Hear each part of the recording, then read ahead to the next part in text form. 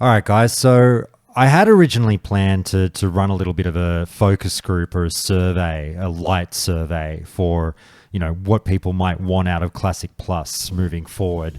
But realistically, we would need a pretty large group for that, and until I sort of get like and 1 week we might get a massive, 20 plus people in a call or something. But until we get that, I thought I might hold off because there's no point polling 5 people and being like, well, there's your representation. It just doesn't really make sense. But what we'll do is we'll zig instead of zagging here and basically just have a more general chat about Classic Plus and some of the issues that have come to the forefront that I've seen already just coming up in the show's Discord and on the subreddit and everything in the past week or so about this thing. And, it really is going to be, unfortunately, one of those things that do the room meme now of, it's tearing us apart, Lisa. I butchered that, but you know what I mean. Fucking Classic Plus, you're tearing us apart. It feels a bit changes versus no changes 2017 to 2019 all over again, but it doesn't have to be angry or vitriolic. Let's just get the conversations going. But guys, this is a Classic Plus chat. I hope you do enjoy it. I wanted to pick up on, I've got some great guests here that I'll introduce to you now. Well, I'll do that before I pick up on the first topic that they were just discussing before I hit the record button. Newbie, welcome back, mate. How are you? I'm good. Lovely sunny morning here in Australia. And you've had fuck all sleep designing your survey that you're going to put out to the world soon? Yeah, I stayed up till about 1 o'clock, fucking doing it last night, and I did rush it, but I figured it's better to put something out rough and get input from a few people and then fine tune it. That's the way. So You'll all remember him from just a few episodes ago, passionately talking about the changes that were applied to ERA that thankfully, and as a result of the onslaught of feedback that they received, were reverted. Spahana, mate, how are you? Doing well. Thank you for having me back, Josh. All good, mate. If I can just ask, we haven't spoken to you since then. I mean, obviously the changes did come in relatively soon after we recorded. Were you happy with that? They reverted most of it, so I would call it mostly a win. Okay. Now let's welcome a few first-timers, I believe. Stan Dash, mate, how are you? You haven't been on the show before, have you? Nope, just shit talking in Discord every once in a while. Mate, we love it. We love to see it. Welcome be here, aboard. And Solipsist, I think you're in the same boat? Yeah, I've been listening for a long time. Really happy to be here. Thanks. Mate, it's wonderful to have you. And Denethar, mate, I think you're new to the Countdown community. Welcome aboard, mate. Thanks. I've actually been around since 2018, but I don't really talk too much because I feel like everybody else has something more important to say than I do. No, trust me, you three newbies will shine here. I believe in you. Have faith, and we'll get you talking. Don't worry. It's so great to have people, and like I keep saying, and I'm not full of shit, guys. I get a lot of messages from callers just like these three who are like, been listening to the show since 2018, but I've just joined the Discord now or whatever. It's always so lovely to meet you guys. Guys, let's get started on the first thing I kind of want to talk about, and we're just going to keep it light and fun and generic, but we will dive in niche as we do later on. But just to talk about what you guys were mentioning before I hit the record button, I just want to ask you, like, on what I said at the top there, do you feel like there is an unsettling amount of divisiveness starting to creep back into this conversation? Do you like? I know that my stomach is already churning over the conflict and the arguments again that we lived through from 2017 to 2019 that you guys will remember. Without going into what we want from Classic Plus, how do you feel do you feel it's all good, constructive back and forth, or do you feel like the community tends to get a bit, up each other at times? depends. Some people are, some people aren't. I guess doesn't even have to be about Classic Plus to understand that some people can be extremely stubborn. Some people aren't actually very good at back and forth or like a think tank kind of fucking talk. Some people just say their 2 cents and say every other 2 cents is fucking shit. And you go, all right, cool. Do not continue to discuss with that person. Yeah, it's always going to be that way. Talking about anything, not just Classic Plus. True. Someone else was going to jump in there. Go for it. I don't think there's a version of Classic Plus that exists that's going to appeal to everyone or even almost everyone. Mm-hmm. I'm an optimist. I think that you might be able to get a version that will appeal to a lot of people, but I don't think making the game for everyone is going to work, and I don't think they should. I agree with that. I mean, we always say it's an old tenet. If you make something for everyone, you ultimately end up pleasing no one. And this is kind of a crossroads decision for the Classic team in terms of basically, are we making a game for era people? Are we making a game for TBC, Wrath, SOM, SOD people? Or are we making a game for all of them combined? Now, Spahana, you hit on a point that is being pushed out a lot at the moment, which is, look, this is Classic Plus. I'm going to underline the Classic here and tap the sign. This game needs to be based around the vanilla enjoyers and catered towards them, or ultimately it's not the product that you're hoping for. Is that a relatively crude summary of how you feel? So I'm going to preface this with I am the Classic era Andy. I am the person who didn't go to TBC with everyone. I stayed in Classic era. I've been playing that version of the game for going on 5 years. So yes, I personally selfishly want that version of the game. Will it have the best demographic and be the best game? I don't know. But I know that Classic Vanilla WoW is a great game that has stood up to the test of time. Okay. I'll throw it out to the newbies here. Stan, Solipsis, Denethar, first in, best dressed. How do you feel when we broach this topic in terms of making a game for everyone or one particular crowd, and which particular crowd do you select? So I think So it goes Solipsis, then Denethar, then Stan. I think it's super exciting. And I've said this a few times in the Discord. This has always been a big tent game, right? If you go back and you look at the landscape of MMOs back in 2004 and before that, it was super niche and it didn't appeal to a lot of people. And they really did an amazing job. They hit it out of the park. They knew everything to do to make the original World of Warcraft appeal to a broad set of people. And I don't think that has changed in their ethos. And I think that the plus part of Classic is that they want to start there, but it is going to be something that tries to, again, bring more people back into that tent, whether it's, people that love TBC, even people that loved retail, people that have never played before. All right, Denethar, how about you? Well, I think this is the same thing with every version of WoW that's out there, whether it's Cataclassic or Hardcore or Modern WoW. They're all dealing with the same problem, which is you're never going to please everybody.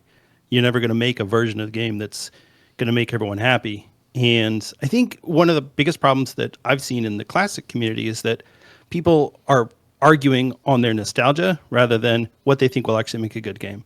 And so I think if you can, nostalgia is that it can be an ingredient, but that shouldn't be the most important part of, because I played WoW back in the day, started in 2005. So for me, yeah, nostalgia is a big part of it, but I'm not that same guy anymore. I'm well past my 20s now. So it to me, trying to recapture those days, do I want a good game? Yeah, that's really what it boils down to. And I think if more people can take an attitude of, well, let's just figure out what's going to be a good game, then that's what we'll end up with. All right, I'll piggyback off of that and start up with Spahana soon on that point. But Stan, let's throw it over to you. What are your thoughts? So I think what most people tend to focus on is what they would want to see from a Classic Plus, but I think more of a focus could be shifted on the people that are apprehensive, what they're willing to compromise. So like if somebody enjoyed, TBC and Wrath because of flying mounts part of it, they might want that in a Classic Plus, but that's not something that most of the Classic community, from what I understand, is willing to compromise in a Classic Plus version of the game. So focus less on what individually we want to see out of a Classic Plus and figure out more of like, in the 20 years that WoW's existed, what learnings you can bring to that and what things you can compromise on that would be additions to the game for enough people, I guess. Spahana, let me... So finding sorry, the middle ground. Too easy. Spahana, let me get you rolling more on, and again, guys, we're just doing a brilliant job just covering off on this. Who do we make Classic Plus for? What audience are we targeting here? Spahana, just to pick up on a point that Denethar raised there.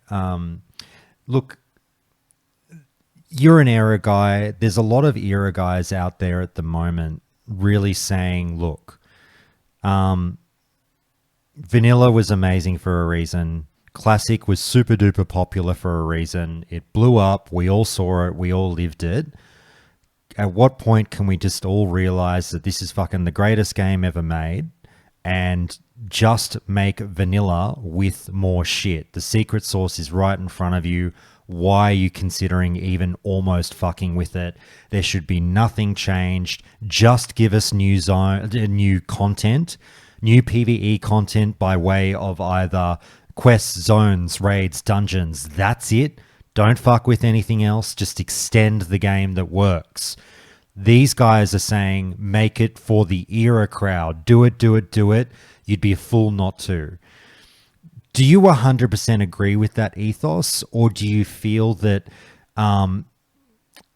it's not necessarily dangerous to cater to anyone outside of the era crowd? I think you have to be careful on a case-by-case basis. So some examples, like instant mail between tunes. Fine, that's quality of life. Right. That's not the kind of social tension that makes Classic WoW great. Well, if I can Even pause, sorry, I'm so sorry. If I can pause you there, and yes, guys, this is one of the rude interruptions, but it's for a reason. There are some era enthusiasts, Spahana, that would say, and obviously we can't speak for everyone, but instant mail, why don't you basically just give us retail, lol? Do you know what I mean? Like, do you take comments like that seriously, or how do you view that kind of input from a no changes perspective? So the no changes argument is that you would be losing the social interaction of, if you need something transferred quickly, you have to actually talk to another human, a friend that you trust, to get them to transfer your item to your alt. And you are losing that. But on balance, this is not the hill that a classic purist, I think, would be wise to die on. Very good. Now, sorry, back to your original point you were talking about in terms of picking to cater to the era audience selectively, or is it dangerous to consider others as well? So let's take a look at Flying Mount, which I think is a place where all of the era players' red flashing sirens in their head go off. But I also want you to think back to the first time you walked into Stormwind and you saw someone in matching gear that looked cool, and you aspired to that and said, I want to do that one of these days. And if you make a Flying Mount that is a genuine chase item that less than 1% of the player base is going to get, and everyone who got it worked hard for it and put in hours, I think that you can do that. And I think looking for compromises in that vein is valuable and is a fruitful direction for Classic Plus. It's a wild take. I've honestly never heard that before, or even considered that. The incredibly hard to obtain Flying Mount. I'm not personally on board, but I like the balls on you to suggest it. Yubi, that takes some heavy hanging balls to throw out there. That's ludicrous. You just ruined your survey, dude. No, I'm happy for people to throw out anything. I'm honestly, anything's up for debate. But look, to again keep it rolling, like, I think the Spahana's Flying Mount point is valid in terms of the basis behind the question, and like he says, a lot of people hit the roof when they saw the Flying Mount question on that survey a couple of weeks ago. But do you guys think it's right to consider everything and whittle it down from there? Or again, I'm sorry I keep bringing him back to this point, just yell at people, no, just do 1.12. That's it. Just stop thinking outside the box or even trying to. I think it's a real lazy take, to be honest. Like, I I'm sure you could get even the biggest 1.12 stan to admit that there is at least one system or idea that could be better than what it is. Like, do they really believe that dishonorable kills are a fucking great necessity to the game that should stay 100%? Like even if it's something tiny, I'm sure all of them actually have something, but they're all just of the, oh, you can't trust the devs to make a decision, so just give me that. I don't want you to make a decision because it all sucks. Like, which is also just a massive cop out. Anyone else on that one? Yes, Bahana? Yeah, so obviously there are systems in vanilla WoW, dishonorable kills is a great example, that need to die in a fire. As long as they're not affecting air, and this is in the context of a Classic Plus, then in my mind the whole PvP system can do with a redesign. Do I necessarily trust Modern Blizzard to do it?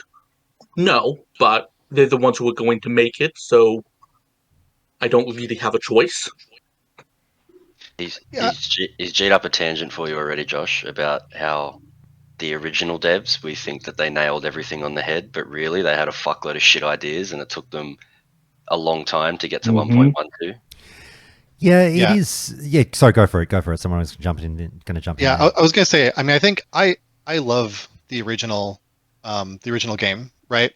I love it more than retail. I don't like SOD as much, but I think you have to start with the admission that there are a ton of problems in that game, right? And I think the big question is when they address these problems, right? Plus is an opportunity for them to go back and not just have the original game, but try to address some of that stuff. And what design philosophy do they bring to the table?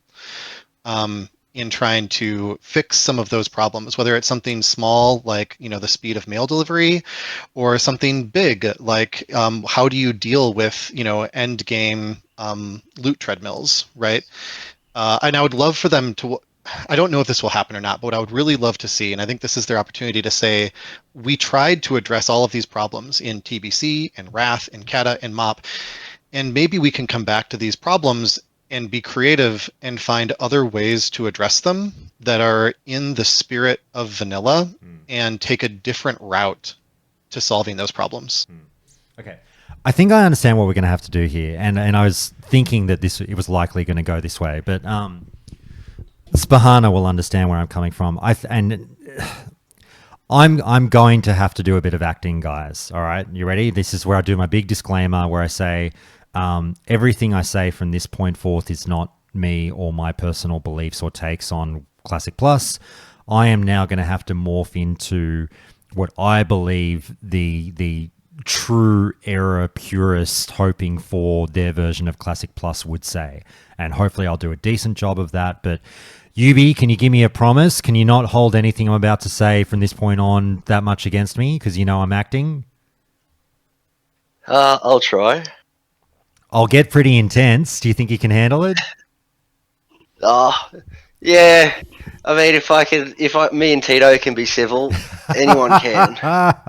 We'll just clip them out of context and share it on Twitter. It's Absolutely. Okay. And I'll just say hello to the people that have joined us. Thanks so much for dropping in, guys. Vestige, lovely to have you back. Thanks again.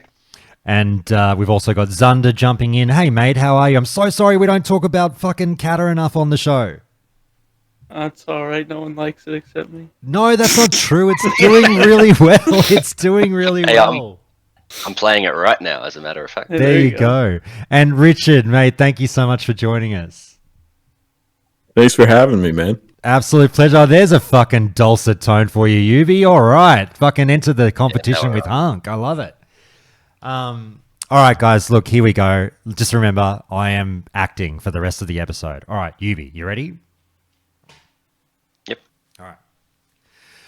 Mate, you've thrown out there that, can we just admit for once that the 1.1, it's the vanilla devs didn't exactly get everything right? And, maybe it's a fair criticism to say that, there are some mistakes in the game. But at the end of the day, how can we not point to the overall popularity and the drive in numbers that we saw from 04 to 07 and then from 2019 to 2021 with the revitalization of the classic franchise as all the proof in the pudding that you need to just make the fucking game like the one that works? Like, you say it's not perfect, but isn't it fucking close enough to still basically deem it as such?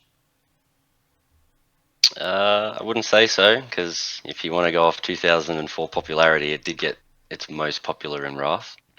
I'm not saying that Wrath's the best. That's just to debunk that theory. And 2019 popularity, well, you had two choices. You had retail or you had 2019 Classic. And obviously, 2019 Classic was closer to a game that, we had 1 million people or some shit playing in Molten Core. Yeah, it's because 1 million people would rather play Molten Core than retail. But then, as the games progress, there's probably a couple of 100,000 that are pretty happy playing Kata, and they're more happy playing Kata than Error. So they're staying there. So you can't go off. It was the only option, and I'm still glad that we got to go through and play it all. We got to go through the museum, see everything that we knew was fun, and it was fun. But that's just the thing. You can't really say, everyone played it then. I can't give you any other reasons other than that as to why it must clearly be good. It's just like, mate, if you've got dog shit ice cream and vanilla ice cream, everyone's going to eat the vanilla, and then you can't say it's the best flavor in the world because you haven't gotten to the next 3 or 4 or 5, whatever it is of your picking. But I'll throw this one out to the group and just say, again, while we're still harping on this point of who is this game going to be for, you guys sitting here, we're already floating out there. What changes should we make? And it gets the waters get murky as we discuss what's in, what's out, blah blah blah. Isn't it easier just to not have to change anything because we've got a version that we know works? Like, you guys keep talking about class changes and everything, and it's like, as soon as you start changing things, that's when you roll into the versions of the game that people started to like less. This is the road to retail, as they say. Changes are the road to retail. As soon as you start tinkering with something, the beautiful house of cards falls apart. And it might seem like a innocuous change to you in the moment, but it is something that ultimately it's that one pin that you pulled out that stopped the machine from working.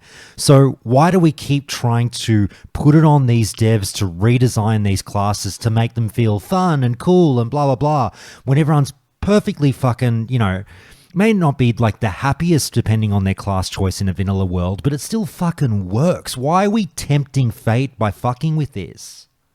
You're acting too good, by the way. There are a few third rails of true classic WoW design that they really should not mess with in a Classic Plus. The world needs to be the main character, and you need to be a small adventure in it. Raid sizes and general events like AQ gate opening need to feel epic and special and bigger than yourself. Loot needs to be scarce and valued. Okay, and so social interactions need to be prioritized and a focus of the game that is not heavily diluted. Go. That is the thing that makes Classic special. Go for it, Jennifer, after this.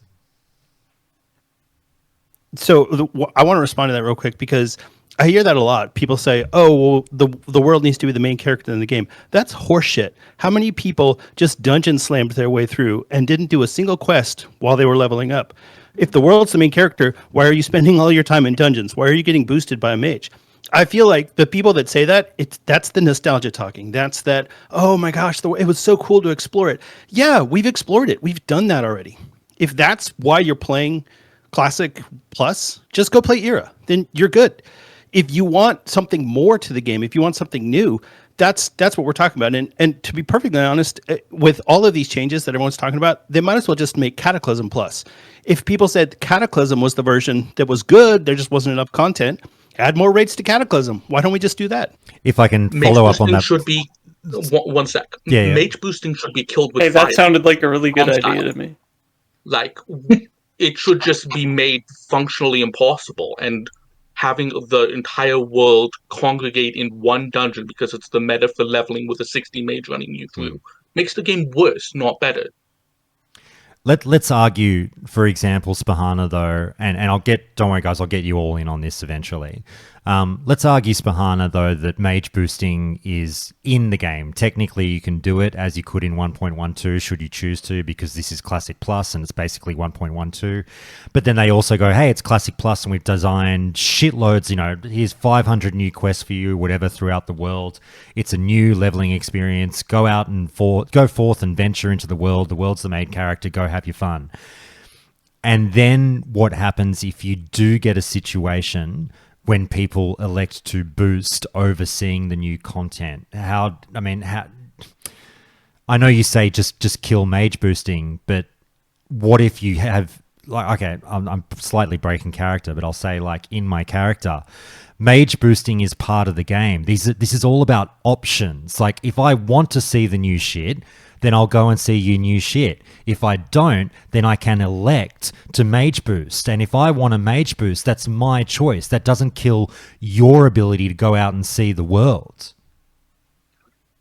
When presented with the opportunity and not protected by the devs, players will optimize the fun out of the game. Exactly. Yeah. I would like you to imagine playing a game which consists of 20-minute segments of staying at 5 crystals in Moradon, followed by running out of the dungeon and running back in. And that is the entire gameplay loop. That is not a fun game, and the devs should protect it from being the meta. Tongue-in-cheek, it's a very social experience. I don't speak Mandarin, but he does talk a lot in party chat while he boosts me. So it's true. Very true. But in saying that, in all seriousness, to throw this out to the group, it seems like we are, unless I hear from you other guys who haven't talked about this topic yet, it seems like we might be in agreement, just this tiny little group of 10 of us. We don't speak for the classic community or anything. This is just a small group of friends having a beer.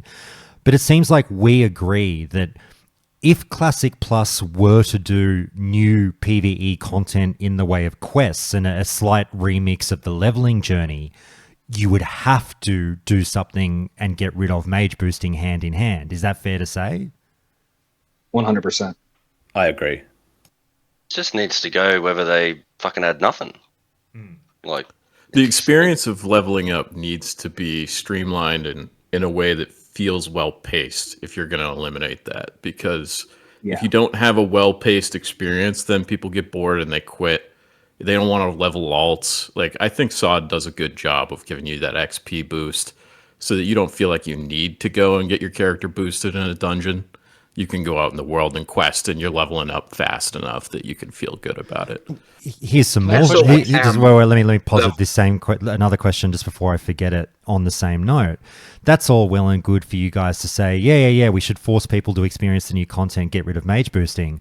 But then what about if I say, well, that's all well and good. My crew and I are just going to get together and we're going to dungeon blast to 60. Now, you can stop us from mage boosting, but you can't stop us from dungeon blasting, and that's the option that we're going to take to get to 60 as quickly as possible, because fuck you forcing me to experience the new content. I don't want to level. I don't want to quest. I want to get to 60 as quickly as possible and fucking dominate, and you noobs can fucking suck on that. How do you feel if you hear that reaction coming back? Well, SOD pretty much stopped people from doing that. SOD set up those 25, 40, 50 barriers that basically stopped us from going on. So basically it's like saying, hey, we're going to make you experience this content. You're going to fucking look at it and do something with it. They didn't say that also killed momentum. It did, and I think that's a whole other topic of Blizz, screwing themselves over in phase 3 and doing a whole other thing. But I definitely think that saying, hey, we're going to make you stop and smell the roses a bit, okay? And whether, back in the alpha, I think there was an exhaustion debuff where if you leveled too quickly, too fast, they actually hurt you in XP. They got rid of that on release. But I'm not saying do that, but basically saying we're going to make you kind of play the game with everybody else in kind of the way it's been designed to be played, and not just blast through it, go to endgame content and say screw everything else. I say just force people to stop and smell the roses. I think something that's being overlooked is that the dungeon cleave or dungeon spam meta is predominantly just a launch week thing, because questing in zones is near impossible. Yeah. It's not actually that much quicker than someone that is a good quester. It's just because you don't have your XP held up by 40 million fucking people at Hillsbrad Fields all trying to tag mobs and shit, and you're not making any progress. That's actually where it exists the most. You don't find many if you leveled on Error, you like 3 months after launch, you don't often find like, hey, we're going into ZF for the next 8 hours. Who wants to join? It's you know, by that stage, people are just questing in the world. So it's more to do with, is there a way that they could manage world questing to not be so fucked on launch? But I like it. I like that launch week is just fucked across the board. And if you really just want to rush, you have a safe haven in dungeons. And then sometimes you just take a break from it and you go out and try and quest and go, wow, look at the fucking 4,000 dudes trying to kill this one guy in his house. This is pretty funny. I have a take of sorts. Go, Xander. Okay. So I was like looking through a bunch of my clips and my friends' clips that we had from Classic, because a lot of us played early on, and then me and just a couple others stayed throughout for Vanilla Classic, that is. And I realized like 99% of the fun I had was leveling and doing random shit with them and getting stuck in world PvP and stuff. Obviously, this is just me personally. And I think that's a big part of it. And then I remember later on in my leveling journey, like around 48 or whatever, I realized that boosting was a thing and went into Mara and whatnot. And didn't have any fun, obviously, because you're just sitting there. And then went to, back to doing stuff with my friends, and it's a great time. Like, I feel like for me at least, that was almost all the fun of Classic. The raids are fucking easy, and if it weren't for the people around being a good time, they wouldn't have been very fun. I think the leveling's a big part of it. I don't know how much they should change it, personally, because I think a lot of people have nostalgia for the leveling. Obviously, a lot of people are going to be bored of it by now because they played a lot more Classic than I did, so they probably need to change it, but I don't think... I think boosting has its place, and it kind of should be there, and the people who, want to have fun and enjoy themselves, they'll be able to do that.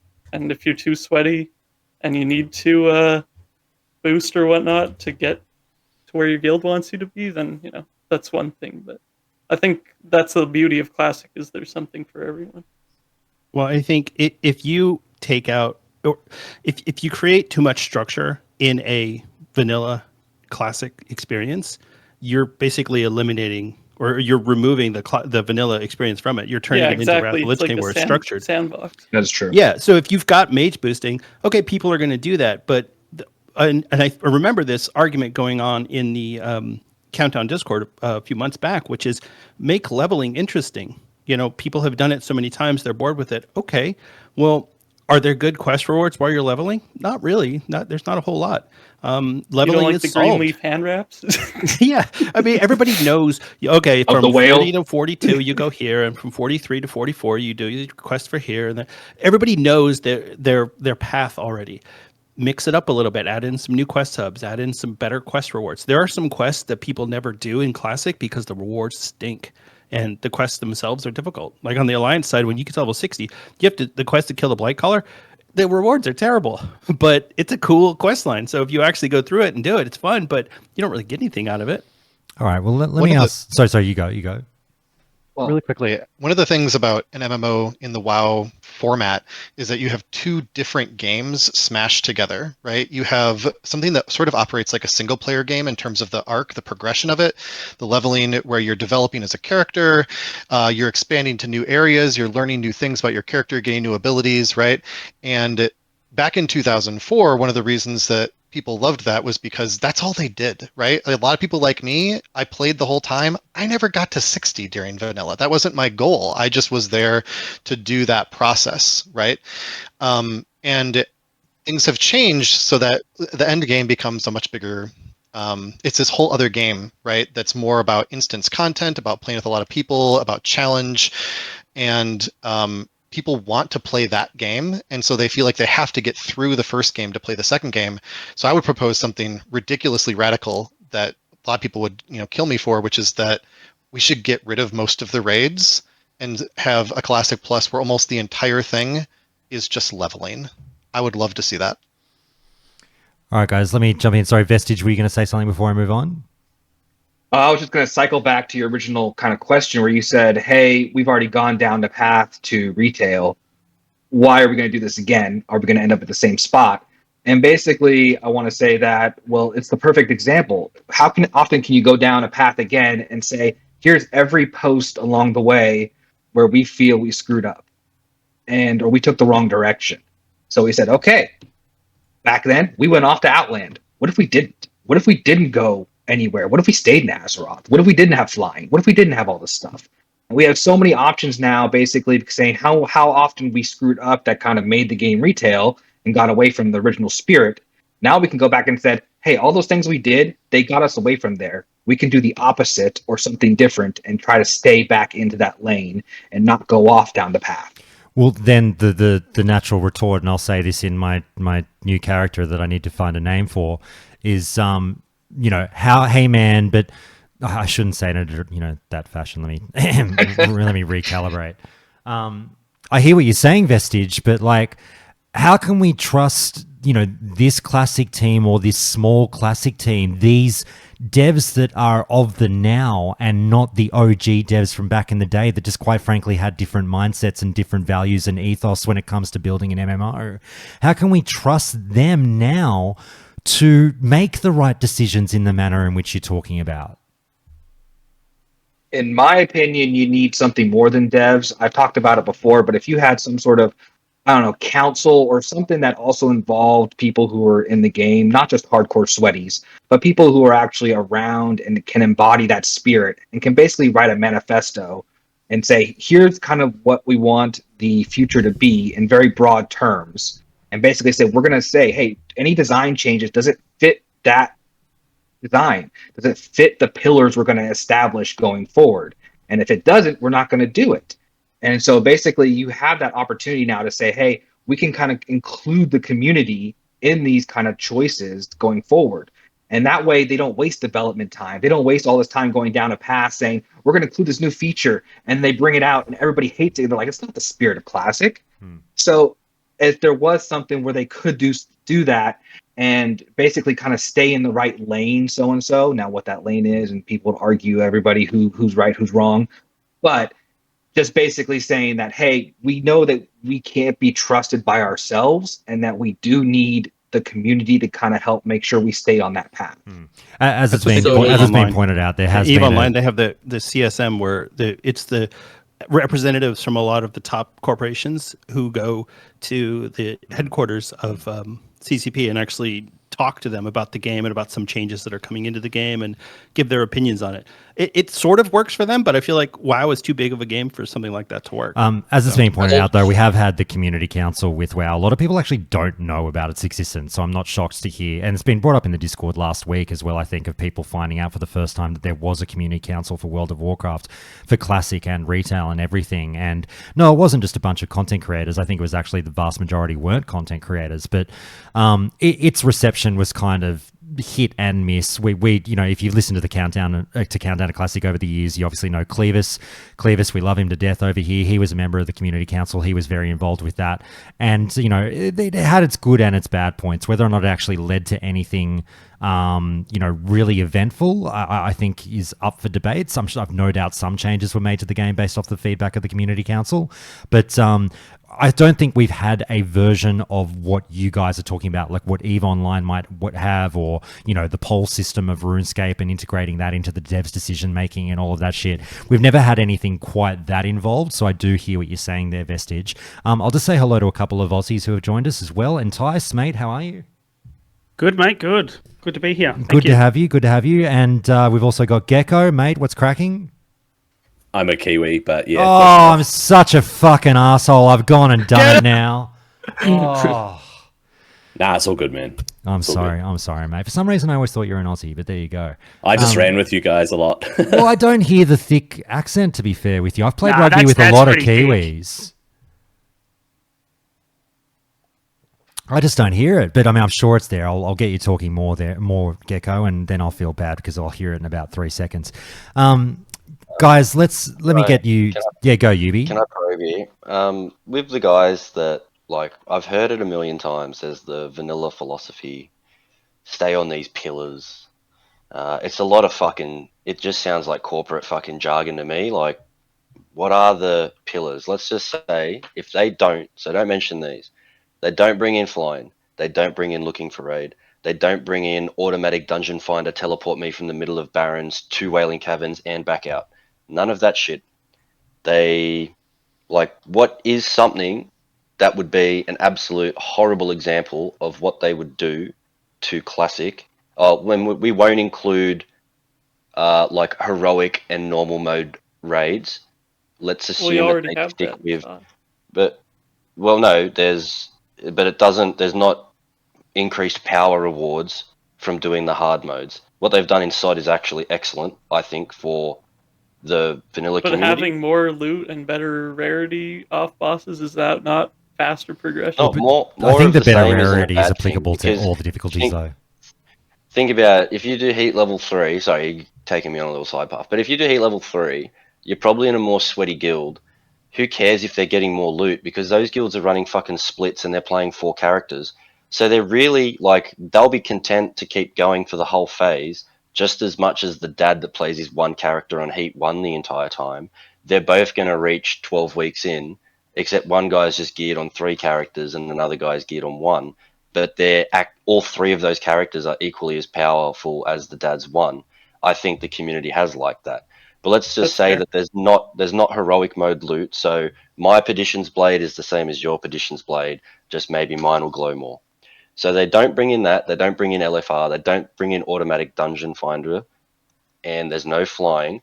What the fuck could they possibly introduce to the vanilla world that would just light the whole thing on fire and make everyone throw their PC out the window? Mythic Plus. If you talk to the that too. But if you talk to the super classic purists, pretty much anything they add.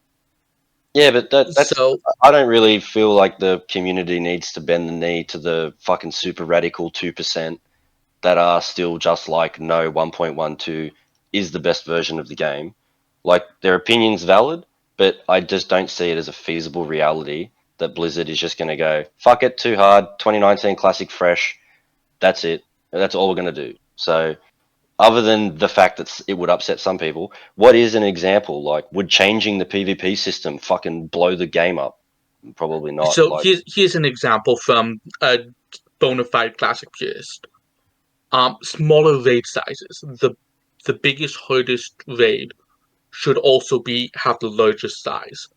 Nax being a 40-man is a feature, not a bug, and they went the wrong direction in TBC when they dropped down to 25 and 10-man rating. I agree and disagree with that. I think in vanilla it has its place, definitely. I think as they moved on, that was a pretty good idea because let me grab the. Not everyone wants to gather 40 people together. Let me grab the wheel for a second, guys, and welcome Fred. Hey, mate, thanks so much for joining us. Hey, always happy to be here. Thanks for having me. Guys, we'll just wrap up on this sort of questing or leveling chat that we're having, and let me just ask if I can ask for a little bit of interactivity from you guys. There's now 12 of us in the call. I can do like a mini poll here, but just can you just type a 1 in the Discord chat there on the side, everyone in this call, if you would absolutely not play Classic Plus if 0 new quests were introduced to the game? I'd just be interested to see if that's a hard dropout point for anyone involved in this call. If you just go, oh my God, they didn't create a single new quest, that's it, not fucking playing. And none of you. Oh, one, Vestige. Tell me why, Vestige. You're a 1 on that one. Yeah, I mean, what's the point then? I mean, to me, the whole point of Classic Plus is to kind of redo it, like redo the experience. And part of the experience is doing quests you haven't done before, adding quests that we've never seen before, putting quests in places we haven't been before. And that just seems like the opportunity for Classic Plus to hit on the nail on the head. And if they say, nah, we're just not going to do that, we're just doing class design and some new raids, then I'm like, no, because I've done this enough times. I mean, if it's not something new and enjoyable, and I love leveling, I love that experience. And if that's not something new, then I'm just not going to do it.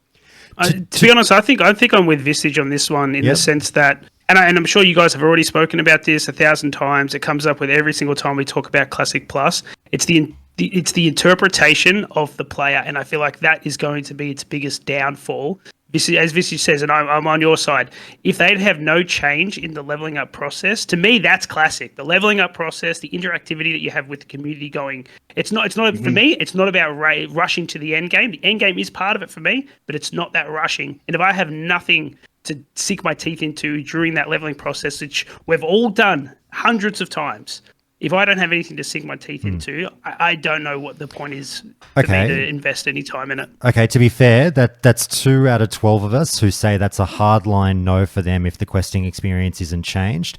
I should be fair and throw in another option and say, all right, for the 10 of us that are not voted yet or said they'd still play, again, type a 1 in chat if you would be upset but would still play if 0 new quests are added.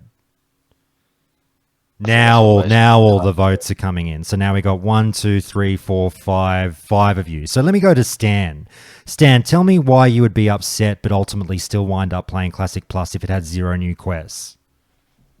It would be a letdown, but at the end of the day, I still enjoy the classic version of the game. Like, I've been playing this game since 2004, and I've loved it since. So even though I know most of the quests by like the back of my hand, I would still go through the process just to seek out the other new aspects of a Classic Plus, but I would be pretty bummed if there was nothing new to encounter along the way. Okay, so Lipsis, you voted the same. Does that resonate with you? Yeah, absolutely. Okay. All right, well, now that there's a few more of you, Yubi, we can get a bit more survey-esque, can't we? Yeah, a little bit. All right, guys, we'll move on from the questing, and I've got so many more things I want to ask you about. But if we can sort of touch on the quality of life stuff that Spahana started talking about before. We think of things such as instant mail, shorter flight paths, more graveyards, and my bugaboo, lower res timers or whatnot. But what I'm talking about is the little things in the game where we can cut slight time corners to arguably increase the quality of life or your level of fun and engagement with the game. You all know what I'm talking about. I might have left some examples out that should be mentioned, but what I would ask of you guys is, again, we might, if it's okay with you guys, we might go survey form again and just get you guys to explain why you feel the way you feel after you've answered. But can you please do me a favor and type 1 in the chat if it is a absolute no-go for you. I will not play this game if small quality of life features such as instant mail, shorter flight paths, and more graveyards are included. And it seems like we're getting no votes on that one. So, Crickets. Sorry, yeah, crickets on that one. Okay. So I understand that this is a tough question because there could be an example I could throw in that could rule it out for some of you guys that I haven't mentioned. But I might ask one of you to explain your response to that question right now. Gecko, I'll throw it over to you, mate, and tell me why quality of life features such as the ones I mentioned are not an issue for you. First of all, they make sense. So things like instant mail, who would not want that?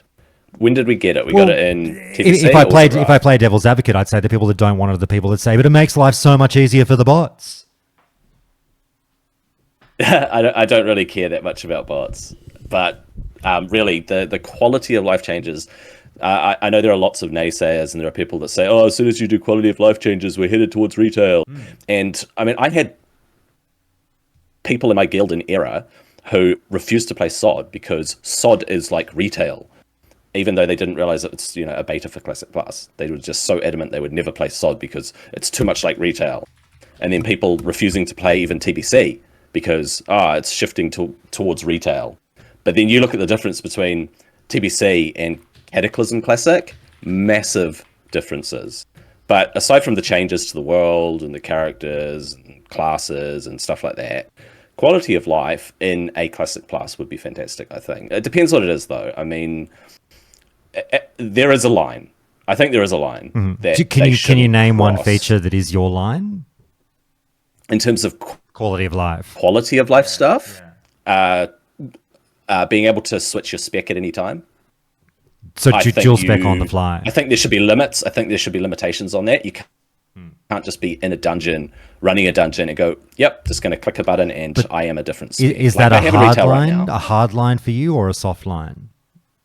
Oh, that's a soft line, though. Okay. All right. So I just don't like the idea of too much that is easy, too much that shifts away from the ethos that was in the developers' minds when they created Vanilla WoW. Fair enough. Just to jump in real quick here, Yeah. in SOD you do have that feature. So is it too much for you in SOD? You have dual spec and you just click your other talent and boom, right? It's different to retail though. So I don't know how retail works. I'm just the description of the thing seemed to match what SOD is. So in SOD, you lose all of your mana when you switch. Got it. Okay. And you're saying you're okay with that? And yeah, but it does swap the bars out, which is cool, which I agree with, and it is easy enough to do.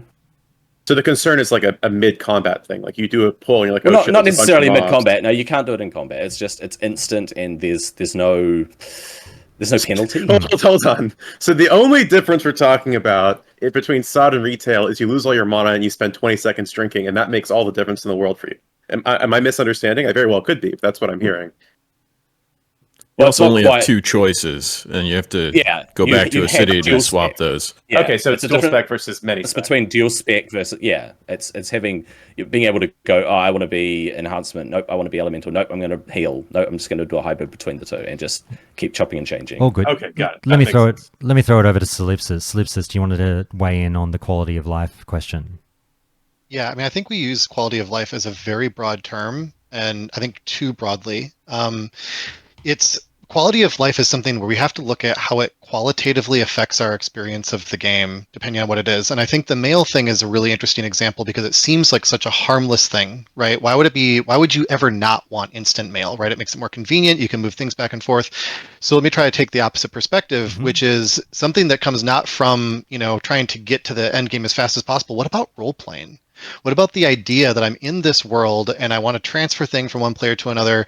What if, instead of leaving it like it is, what if we played that role playing up, right? What if there was a visual element where a raven comes and takes your mail and you can watch it go off into the distance and you can see it deliver the mail to the other person? I would love to see a game that increases that, even though it lowers convenience in order to increase role playing. It's a fair point to raise, and look, there's always going to be positives and negatives against.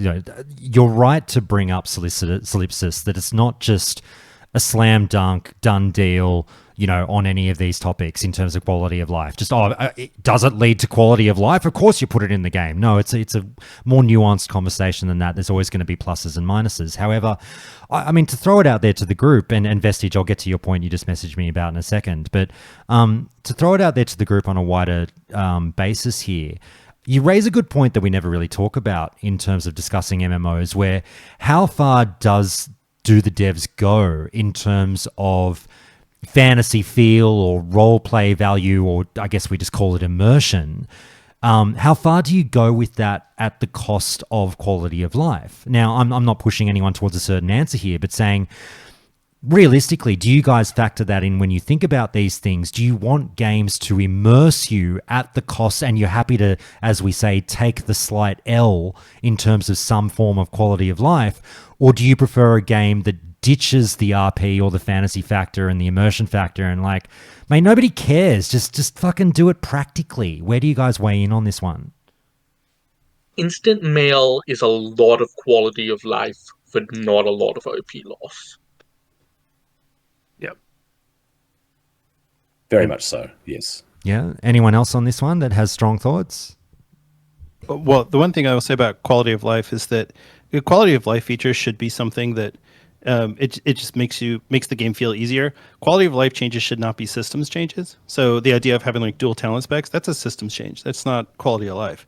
Quality of life is oh, my mail is instant, or oh, my potions stack up to 20. That's fine, and I feel like I would argue that is quality of life, because having to go back, go to a dungeon, oh shit, we need a tank, I gotta go fly back to the city, respec, come back. That's 20 minutes or whatever. I mean, that is quality of life when it's right, but when you're exchanging time for something. You're fundamentally changing a system in the game versus your potion stacks. That's not changing anything in the game. But please.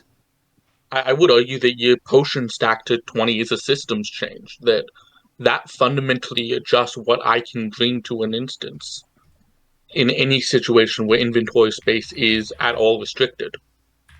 It's not a systems change. It's a functional change for how the game works. But the systems. What are the systems of Classic WoW? You have your dungeons. You have your raids. You have your talent systems. You have your skills. These are all the systems in Classic WoW. And if you're going to change one of those, it has to be a very specific thing. Inventory is not a system. Inventory is it's part of the game environment. It's where you hold your stuff. You're not interacting with it in a systemic way. You're just putting things in your backpack. Inventory management is a system. It is. All right. If it was a Diablo-like inventory management, then I would agree with you. These little things are the kind of weeds that I'm just like, I couldn't give less of a fuck about personally. Like, make me get bigger bags in my mongoose pot stack to 5, make them stack to 20. There is absolutely no chance that's even 0.1% of me going, yes, Classic Plus, or fuck this, I'm not playing. All right. It's just that's the thing, right? Everyone's interpretation's different. So this is probably someone's hill to die on. As silly as that is to you and I, someone's willing to 100%. whether they play or not. And this is where you think. It's so frustrating because we all want what Classic Plus is, but the thing is we all have different interpretations of it, and it's those, yes, we're getting in the weeds of it, but these are the issues that Blizzard's going, if they ever go down this route, which I think they will, these are the issues they're going to have to tackle. This is the thing is that deficits from quality of life changes that affect RP are usually things that the things people get upset about with them are due to the fact that people aren't out in the world and you have less moments interacting with other players and getting that RP exposure. And instant mail doesn't really affect your ability to go. Like, you don't sit at your mailbox waiting an hour for that to show up. It's just an inconvenience overall. It doesn't prevent players from interacting with each other. It's all how you market it. I'm sure I can spin up a story where it being instant would actually promote more activity because we can do things immediately. I can send you things now or send it to myself to then trade it to you rather than, fuck, dude, we need pots for tonight, so I'll send it now. We'll both go have lunch and come back later. Nah, it's just how you spin it. I'll say, no, it's going to promote fucking activity easier between players. Let me jump in, guys. 2004 game design right there is like make everything take time. Yeah, finish this off in Tyson. I'll move us on. No, I think that was a good point. That's something I never even thought about. That was something that I thought was a no-brainer. The fact that we could have instant mail, but even something as small as that. Look, you haven't sold me on it. I still think we should have instant mail, but I can understand now why someone would absolutely argue for that wait time for mail. Guys, just real quick, we'll move on to the next topic very, very soon. I just want to rip through some quick votes and just, like we say, everyone's got their line in the sand, and that's where the angry comments on the subreddit and whatnot come from, because everyone's got that one thing that they'll prompt them to write, I won't play this game now if it's got that. So let's just sort of see how we go with this one. I mean, type 1 in chat right now if you can for me, guys. Let's get interactive. Does instant mail rule out the game for you? You won't play because of instant mail. Anyone? Let's go. Going once, going twice. No one's doing it. All right, everyone's being dickheads. All right, shorter flight paths. Type 1 if shorter flight paths ruins the game for you and you will not play it. Doesn't look like there's any ones coming in. All right, and a reminder, everyone listening at home, there's 12 of us on this phone call. More graveyards. Type 1 in chat if more graveyards ruins the game for you in your Classic Plus. No, a lot of 2s, no 1s. All right, very good. Here will be the controversial one. My hill that I die on is, I don't die on it, but I'm very passionate about it. If we lowered the res timer to like a cap of 30 seconds, and I know there's PvP implications, I fucking know it. Lower res timers. Does that type 1, if that ruins the game for you, if you think, Josh, you haven't thought about this enough? It's one of those little things, like something like that. It can just be live patched. Like, they could implement it, like half the things they've put in SOD, and go, fuck, we didn't know you animals would do this with it. I guess we'll tweak it a bit. Like, look at the ghost, the 20-second debuff you get when you res and shit. Like, there's workarounds. It's not static, but it is good that could get changed. Were you this gung-ho about it prior to SOD, Josh? as I've gotten more into world PvP, the more passionate I've become about it. But also, I've gotten particularly riled up about it with SOD, because it'll weave into the next topic of conversation I've got coming up now to get you guys voting on, which is world feel and world difficulty, because they ramped up the way that mobs hit in SOD. They ramped up the difficulty of the world because our characters got more powerful. So they said, shit, we can't make the world a walk in the park. It wasn't necessarily a walk in the park in vanilla, so let's, scale this up a little bit. I've argued that, like, it seems at times it's gone only slightly too far. You do tend to die a lot in SOD. You get fucked around. PvP, they've invited a lot of PvP where you die a lot and you have to meet the 2-minute res timer a lot. SOD has really inflamed my hatred of the 2-minute res timer, but it was something that already existed before SOD as well. I have pretty strong feelings about the 2-minute res timer. Hit us. And it's both ways, because if you've ever farmed water elementals in Felwood, there's a graveyard spawn that's right next to it. You kill someone, and within 10 seconds, they're back up and they're fighting you again.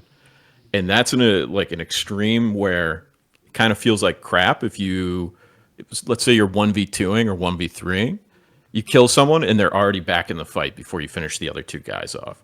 So it doesn't feel very good if you're trying to get that like Achilles role play going on.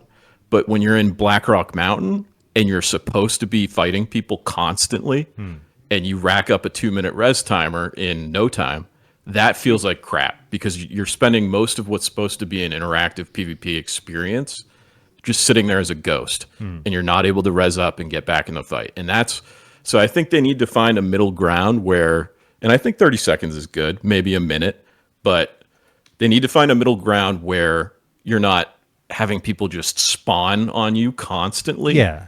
Because there's too many graveyards and too quick of a res timer, but also you're not just sitting there passively waiting to res up after you get beat by somebody. Yeah, as the threat of death increases, the time spent in a res timer should decrease. Like that, for me, goes hand in hand. But anyway, guys, we'll move on and we'll talk about, like I just said, world difficulty. This might be a relatively quick and easy one. I'm not sure. Let's see how we go. Guys, there's 3 kind of choices that I'll present to you here. And I'm not really, this hasn't been particularly well thought out, but I'll just slap it out there. We go kind of what you know as vanilla difficulty out in the open world, SOD difficulty out in the open world, or let's say Wrath difficulty out in the open world. One was sort of, tougher, medium, and not so tough. If I can ask you guys to sort of weigh in on this, is there anyone who basically just wants that vanilla feel in the world in terms of difficulty and threat, or do you want more, or do you want less? I think the vanilla feel was really good because it forced you to group up with people. I agree. You would face a quest, and people found this on hardcore, especially, just how difficult things could be. There were certain things you just wouldn't attempt alone on hardcore unless you were a paladin. But the whole design philosophy around the original WoW, when they started developing it from the get-go in 1999 all the way through, was that it's an MMO. People need to just collectively come together, help each other out, naturally form groups. And it got lost when we hit Wrath, or maybe even TBC at points. There were some elites in TBC that you could solo as some classes. But just in general, that whole mindset of, hey, the world is a dangerous place, and even though the penalty for death is very low, it's a waste of your time, right? If you die, and people don't want to really waste their time. And so just having that whole natural grouping together mentality, because we need to defeat this thing, we need to get through this place, and you end up questing together with people. I've always said, I'd love to hear from you guys. Let me throw it to you in a second, Yubi. I was just going to say my 2 cents on this one is I've always felt that like open world content in an MMO should be relatively chill. And I agree with you, Gecko, that just the vanilla level of difficulty is perfect for me. I love it. A lot of people call vanilla challenging. It's fucking not. I'm sorry. Yes, it wasn't as easy as Wrath. I agree with that. but it wasn't challenging. I really found it to be the great happy medium where I can relax in the open vanilla world. There are threats around that I need to be aware of, but they're not overly difficult to either overcome or stay away from. That always, I just enjoyed that. And I'll give you an example, and I understand that every player is different, but like, you know, on a typical 1 to 60 vanilla journey, I will die 2 to 3 times, right? I did the hardcore challenge on my warrior and everything, got to 60, it was great. But generally when I level a character, 2 to 3 deaths along the way, and that's how it works for me. In SOD, and I've rolled fucking 85 characters, as you guys know, up to this point, the typical 1 to 60 journey in SOD is around about 25 to 30 deaths for me. That's the difference. It's been really noticeable. And I don't feel comfortable personally really being on the edge of my seat in the open world while leveling. It doesn't feel relaxing, but, you know, the experience will vary from player to player. I get that. And really, experience will vary from class to class. Fucking believe me in SOD. But anyway, sorry, Yubi, you go. You were going to say something? I mean, it's not like I could put a metric number or value to it, but I think a lot of our perspectives are skewed significantly because, like, when I leveled through TBC, I literally didn't replace a single slot of gear until, like, level 68, 69, and the exact same thing heading into Wrath, because when you're going in with full BIS, it's easy as piss because you are so insanely strong compared to when, if say in TBC, if you level 1 to 58 and jump into Outlands without gold to buy shit and you just had the vanilla world quest rewards, it is actually still a relatively dangerous continent to quest on in just ordinary gear. But all of us go, nah, it was fucking easy because, yeah, it's easy when you show up in full Nax Rogue Biss and you're fucking killing shit in 3 casts because of how much power you've gained. So I just wanted to throw that out there. We take the piss out of them. The world scaling was pretty on point in both those expansions. And that's a good point with when it comes to the gearing. I think that if they were to do Classic Plus, like a philosophy change in the sense that I would be A-okay with having a particular zone that required me to have raid gear to even start questing in it or something like that, where it's like, I know that even if I hit 60, I am not stepping into that zone. Like I remember like way back yeah. in the day in Classic, like I remember I was like 14 when I was playing, but I remember thinking, Eastern Plaguelands? No way am I stepping foot in there, right? I would like to have that kind of feeling where I actually have to earn the right to even walk in the zone. Fair enough. You're talking about horizontal progression. So instead of, I need to be level 40 to go to this zone, I need to have this much gear to go to this zone. I think that's a good at the idea. end game, yes. Yeah, I think that's a brilliant idea. Yeah. Fair enough. Spahana, you were going to say something before? Yeah, so there's a balance on difficulty. In a classic world where there's one difficulty and all of the dads need to be able to do it, you can't make it that much harder than vanilla. At the same time, we want the social aspect of grouping up for the elite quest, grouping up for the pack of 5 gnolls that are sitting in Westfall, and, you take 2, I take 2, we CC 1. That's good gameplay. So I think vanilla got it about right. Maybe a touch harder, but not extreme in either direction. All right. We'll move on, guys. Vestige, sorry, I bypassed your question earlier about the summoning with the quality of life stuff. Do you want to quickly knock that off? Oh, I just wanted to bring up that basically the community itself put in a quality of life adjustment just by making summoning networks and basically saying that we think it takes too long to get places. We want to go places faster, so we basically made summoning networks to get us everywhere. Now, half of them are bots and all that crap like that. But they still are used because they want to travel faster. And so I think that's basically saying that the current way travel is, whether flight paths take too long, there's not enough flight paths in the right spot, there's just not easy enough to get around a world as big as Azeroth, that basically they're saying that we've invented our own way to do that. So I think that's a way for devs to tell the devs, we do need something more. We do need a little bit faster travel. Don't make it instant, but make it something a little bit less, because obviously there's enough friction that people are choosing the method of, we're just going to pay 5 gold and just transport everywhere, which I think is worse, in my opinion. I disagree. The world being big in Classic WoW is a feature, and the players have optimized that feature out of the game. This is something that devs should, to some extent, be thinking about protecting against.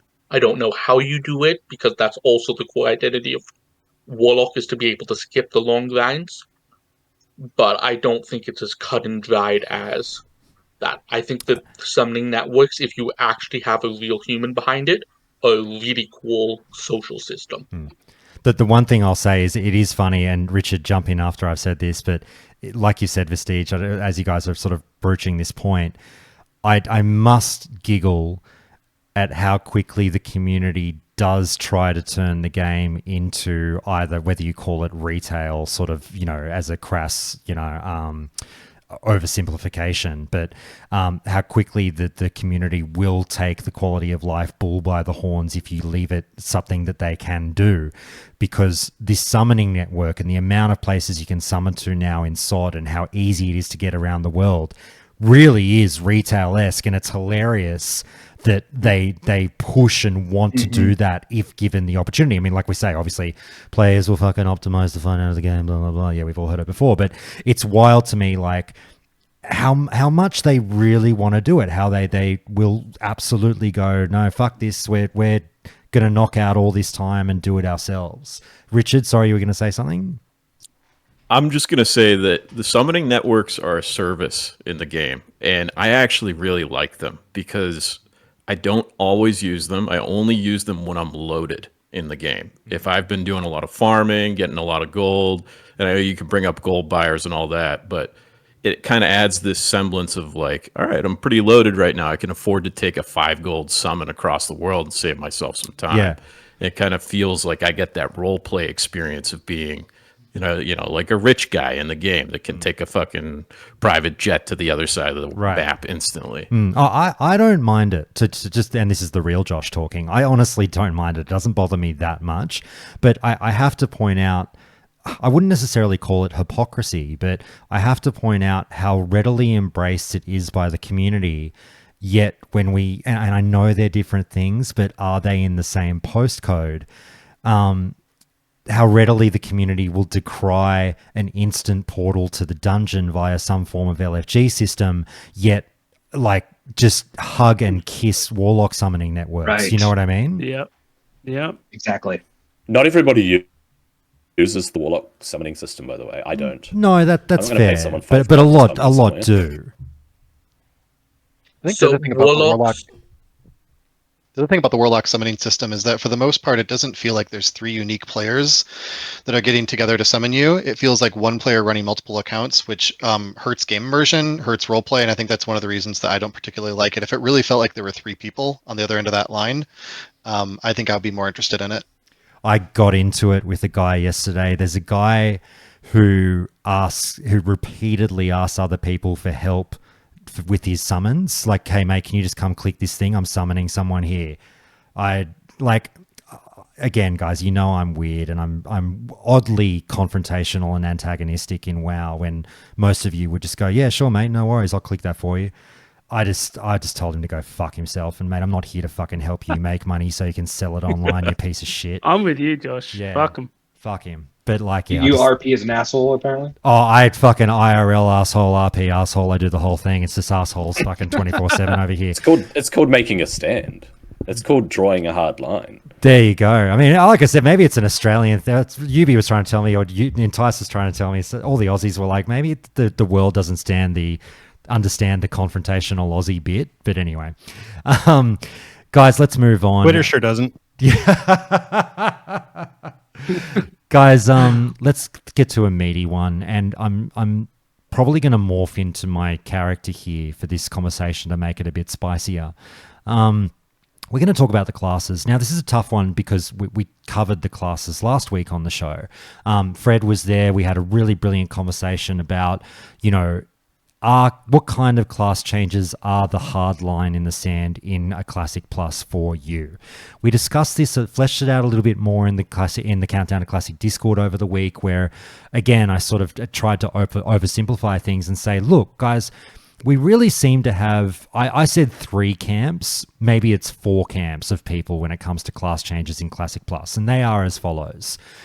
Absolutely no class changes whatsoever. That's camp number 1. Minimal class changes, a la Fine Paladins, you can have a taunt. That's camp 2. Turtle WoW level class changes in terms of what some people would call moderate class changes, others might call extreme.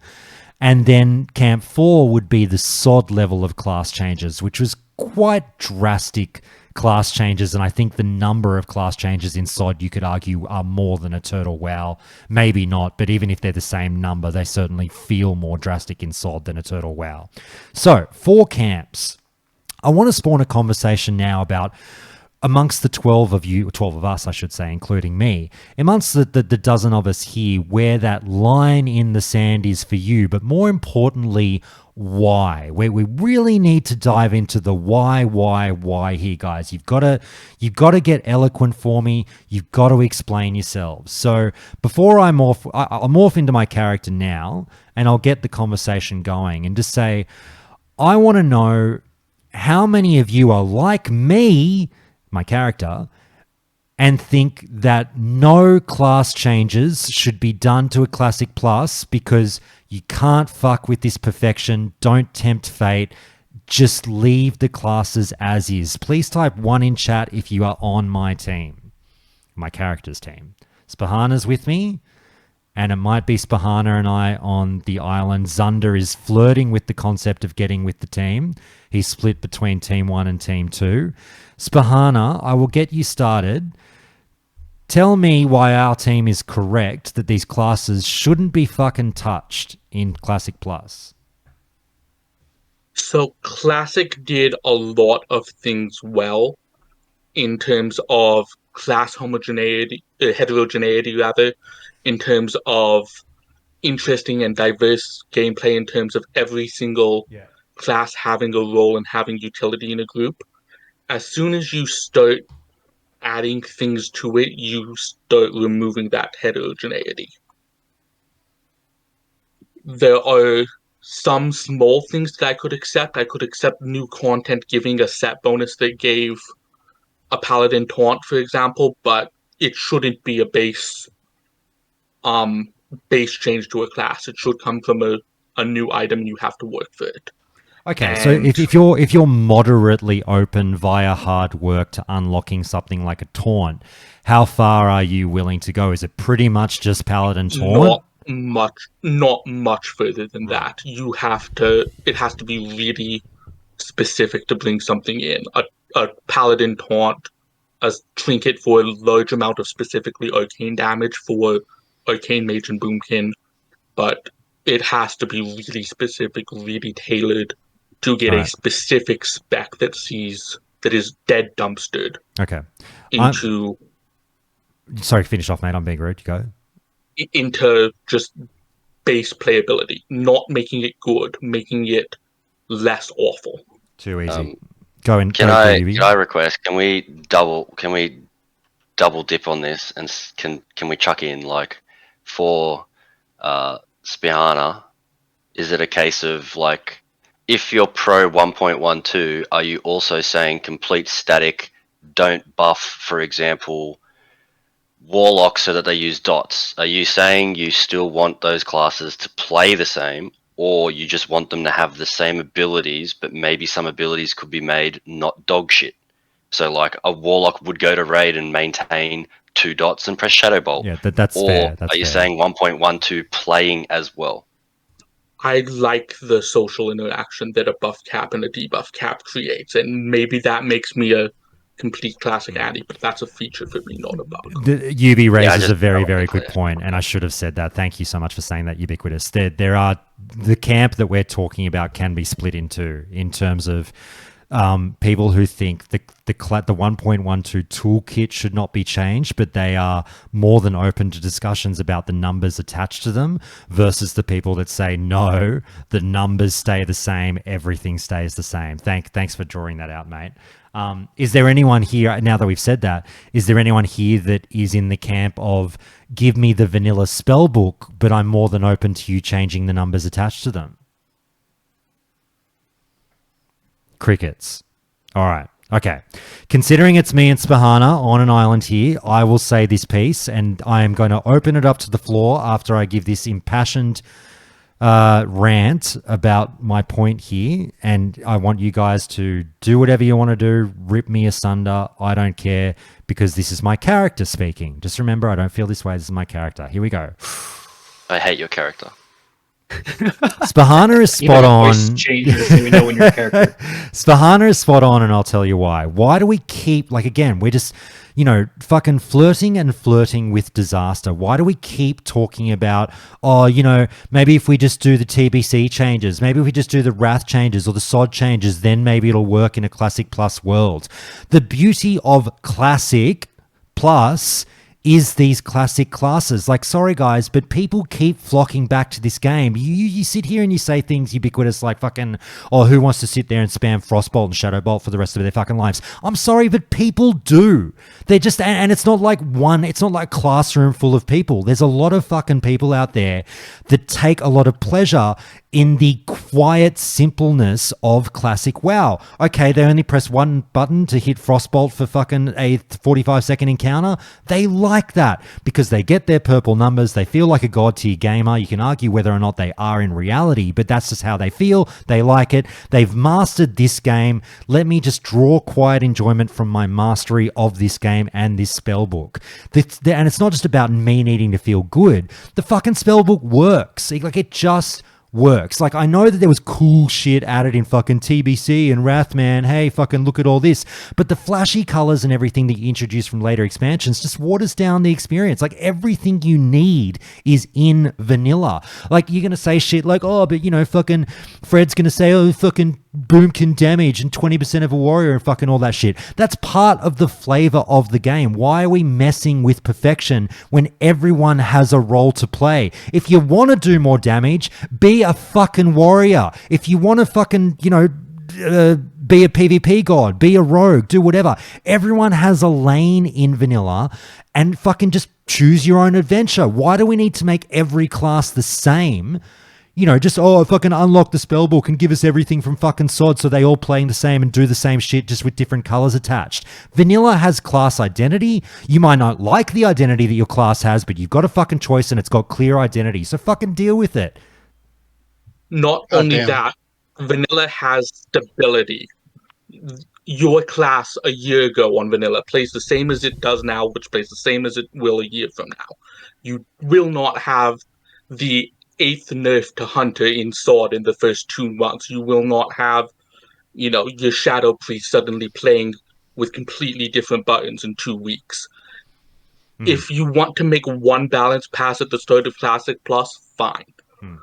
But you need to let people actually gain mastery of whatever system they put in, because that is a part of Classic. Go Richard. Go Richard, then Newbie. Go Richard. I do not agree with that at all. In fact, the main allure of SOD to me is that there's mystery in the meta. And when you constantly shift the meta, you have to, it's on you to figure it out. You don't have a guidebook to go look up online and figure out every little trick in the book that you need to do on your class, and it hasn't been patented for 20 years, so you don't have a guaranteed knowledge of what you need to do. You actually have to go and figure out a puzzle on your own, and that allows you to kind of make yourself a little bit of like a cut above the rest, because there isn't a solved meta. And that's the part of Classic that I love is the world. If they added sharding to the game, that would ruin the immersion for me. There's a lot of things that would ruin the immersion and my ability to enjoy the game, but the addition of abilities and class balancing and changing, I love that about SOD. It's like by far my favorite part of the game. Yubi, you were going to say something? You there, Yubi?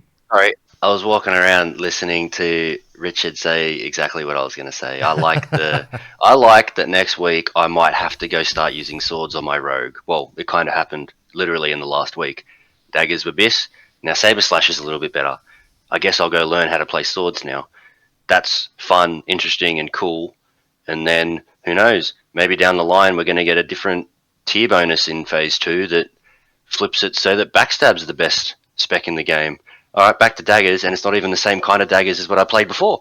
This is all very exciting and cool. More than Guess what, motherfuckers? Frost Mage, Frost Mage, Frost Mage, Fire Mage.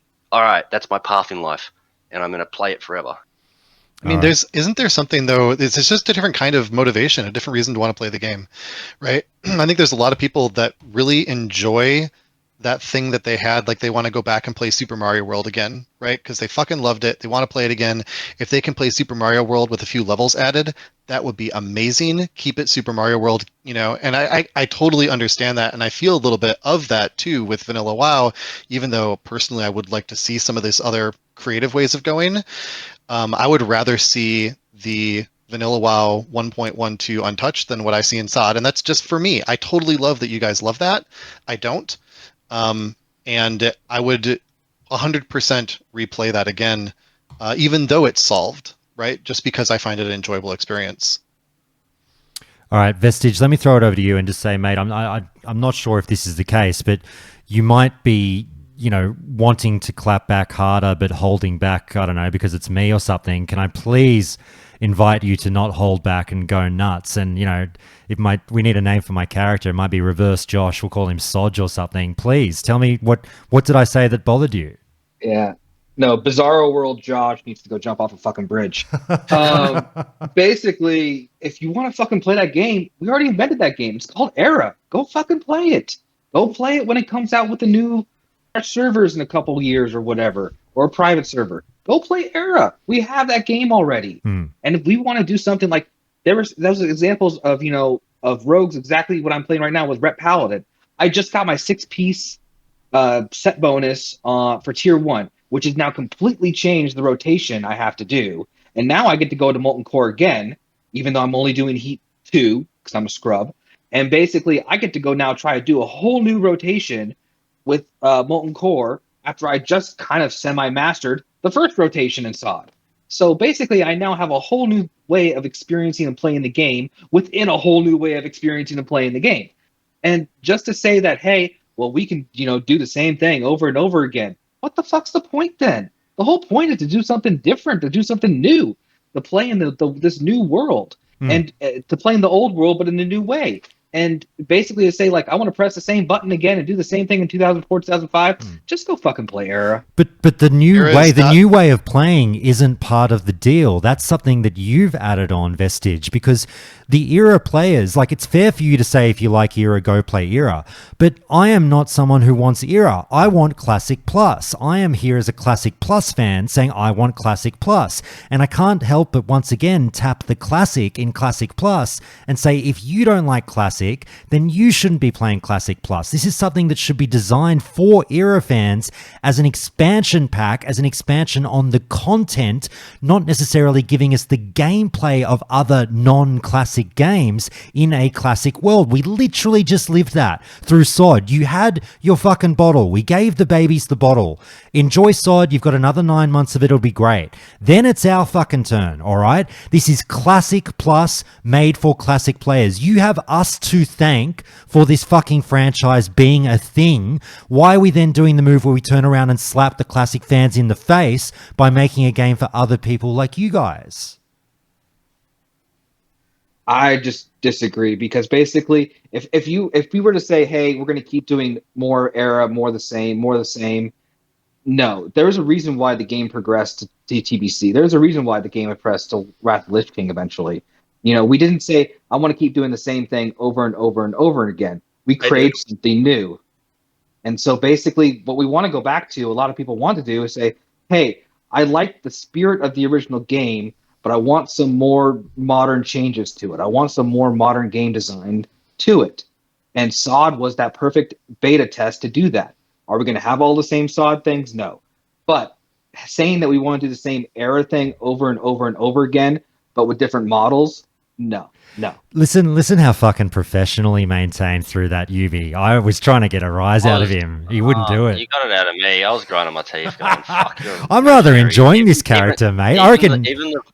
Even the voice you're putting on is rustling my jimmies a bit. Like, mate, you're sounding venomous. I'm enjoying this character. I'll keep rolling it. You can put in an application with a SAG or something right now. I know, right? How hard do you think Tito is right now listening to this, UV?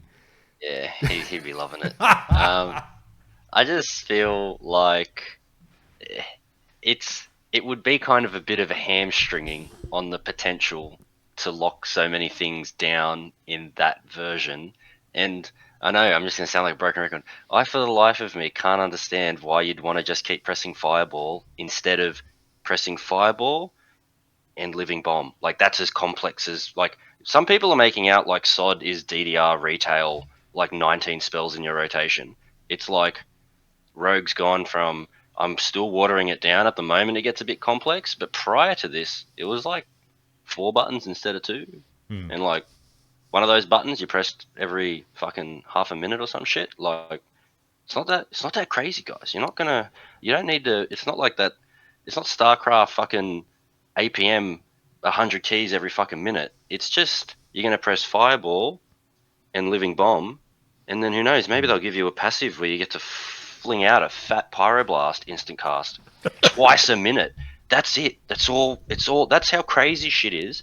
And I just, for the life of me, can't figure out how someone thinks that sounds horrible. No, I'm now sweating. I have to wear my gym gear when I raid because that is too hard, and I actually enjoy pressing 1, 1, 1, 1 for 3 hours straight with my boys while we have our whiskeys clearing MC. Don't forget about evocating.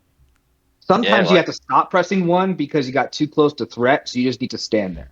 So there is some gameplay. Come on. To keep it rolling though, guys. There's things like seal twisting and shit. I could understand why there would be some players of that class that go fuck seal twisting, and then there's some that do. Not all of them would have to be that, hot or cold with the play base. I'm sure there's a middle ground where, I've heard from a lot of SOD ret pallies, they're going, fucking hell, brother, if you want to be a ret pally, there's no way you're playing Era over SOD. And shamans have said a lot of the same. So it's just one of those things. I'll never understand it. If you just want to press Frostbolt and just press Fireball, that's fine. But I really struggle to see why the entire potentially new developed game should rotate or cater towards the crowd that just want to press. Like, imagine being a dev. Imagine making raids going, well, I hope that Warlock likes pressing Shadow Bolt in here. Fuck me. Like, guys, putting all this work just for someone to press a key. I'm just going to make an important phone call to my brother for a minute, but if I can just get you to take the ball and run with it. From the guys that we haven't heard from so far on this one, is there anyone that I've riled up that wants to clap back at the points I'm making? Because we'll just keep going. Just give me 2 seconds while I make this phone call, guys, but please do. Someone jump in, clap back at me. Who's game? I don't want to clap back per se, but I do want to ask a follow-up question to the guys who are, advocating for more of the changes. Are you guys hoping for this? To what we saw in SOD is those weekly balance changes. Is that something that you guys are looking for? Like, do you want that ongoing changes to be throughout the lifetime of Classic Plus? So I've got a follow up. Not in regards to playstyle. I think the weekly changes was more to do with tuning, like outliers, like BM hunters. Their pets were doing more damage than that's what I was other do. classes. Dominic was trying to get me to for next week to come out and go, all right, we've changed these 3 passives in your talent tree that we didn't actually internally theory test or theory craft properly. It's busted out the wazoo, or mages. There were some weeks where they added spells, right? Particularly for hunters. No, I don't remember them. I don't remember that. Being new spells added in the middle of a phase or anything, but I might be misremembering. They sometimes rework them, like they said, "Hey, it does this, and now it does this." Maybe, okay. Yeah, they could get a rework, but again, hey lads, you'd be surprised how many spells didn't even fucking exist halfway through vanilla that it finished with, or just got invented. You came home from high school, college, or your job in your early 20s. And you had a new fucking spell book, new spell at the end of the day, because the game got patched. It's not that bad. But SOD is predominantly ability tuning. Right, I'll call you when literally I'm this week.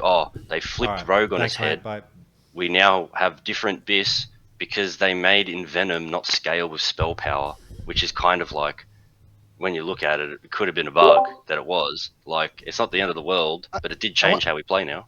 I want to push back against. Go ahead. No, I just want to go on with that, because what I'm getting to is, and something that I am concerned about is, with classic Era, there's kind of we know what to expect. There's not going to be people out there complaining that Red aren't doing any damage, right? We already know that they're dog water. But if we were to go down the new route of these balancing changes constantly happening, what is the risk of us going down that route of where we're at with retail? Because I'm an avid retail player, where we are getting those, like, go into any like Wowhead article, anything like that. It's just people complaining about that their own class. That's how we now have like the flavor of the month classes, all that kind of stuff. I'm just worried that if the expectations of the players when it comes to classes, balancing changes of Classic Plus classes, and what that's going to happen if we're going down the same route of what we are in retail, where it's just people complaining because everything isn't perfectly balanced. That's my only concern. I don't think it's possible to fall down the same crevice as retail, because there's so many like class system changes. Like, you know, say when you get to Wrath, the healers still have niche roles that they fill, even though Pallies are deemed to be the strongest. You don't take 5 Holy Pallies, but they are categorically the best healer, and they have the best cooldowns, and you actually build your strategies around their high impact cooldowns. But you still take 4 different classes to heal, unless you're like Ultra Sweat fucking speedrun and you start to cut them. But generally, you would raid with 5 healers, and it's predominantly 2 Pallies, a Priest, a Druid, and a Shaman, because they literally do not have abilities that can perform the same jobs in the same moments. And that still goes back to Classic. Classic is the same. So it would be impossible for them to ever make it so balanced like retail, where they squabble over the 4 specs that are 2% ahead and everyone rerolls. That is an impossibility in Classic, because we still have very unique toolkits to each class. Like, you know, it doesn't matter what you do, you're probably going to bring Druids because Innovates and B-Reses are nice. Like, they're good to have in your raid in vanilla, TBC and Wrath and shit. So I don't think it's comparable, unless they go full, like, you know, every single healer now has an AoE floor effect heal. They all have a massive heal, like everyone gets a Holy Light, everyone gets a chain heal, everyone gets rejuvenation. But they did that if they do that, then it would be able to go down your pathway. But at the moment, it's impossible in vanilla. The thing is, like, you're talking about, assuming that some people would want, you know, some changes to classes, why not have these a little bit more changes? But I think it's not quite the conversation, right? And I want to use the Super Mario World analogy again. So imagine that you're saying, you know, I love Super Mario World as a kid, and I have to choose between these 2 different versions. One of them is a Super Mario World where everything worked the same way, but they've added 5 levels. Right? And I think for some people, that's what Classic Plus is.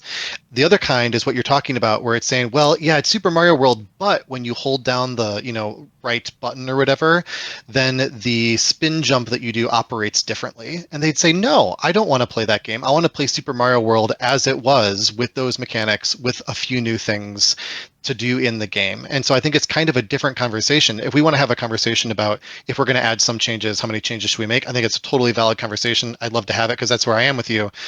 But it's not for the people that want to just play that game as it was. Can I rip us down that tangent, because that's a phenomenal point to bring up. It's funny, I'll have to go back and do some audio magic with that one, because whilst you guys couldn't hear me, I think the recording did, and it'll have a great conversation layered over what you guys were talking about, with me talking to my brother about parking in his driveway. Look, on that note, I think it's an important conversation, because whilst I'm not in character at the moment, but maybe I should jump back into character right now. Here we go. You know, we get fuckwits like this Josh bloke from Countdown to Classic who demonize era fans like Spahana. And you've just nailed it, though, in that point that you've made, that, like, there's nothing wrong with people like Spahana and I just wanting for more levels with the game that we love. But I guess the conversation starts up, and I'm out of character now as I posit this question. I guess the question comes up about reach and viability of that game. And this is a prickly one to discuss, because as was raised in the Countdown Discord, and I think it's a fair thing to say, not necessarily something that I agree with, but it's fair to say, why should the thoughts of the financial viability or, you know, Blizzard's success with the game be in the consideration of the era fans when they just want the game that they want? It's not like it, you know, if I want era with more levels, that's just what I want. I'm not going to factor in how much money Blizzard is going to make on top of that. But I guess the counter argument is, well, unfortunately, in the reality, particularly in modern game dev, you have to factor in how much it's going to cost and how much it's going to make, because the game that you want might be the least financially viable option available. So with this, like, let's make 1.12 but with more levels, I want to ask the honest question here, guys. How viable do you think that option is? Do you think, because a lot of people think it will just replicate 2019. Mate, we all lived through 2019. It's just going to fucking pop off again. Or do you think that there are more factors to be considered and that might be the least viable version of the game? Or is it the most viable version of the game? Sound off. There is viability for this, but for a completely different reason.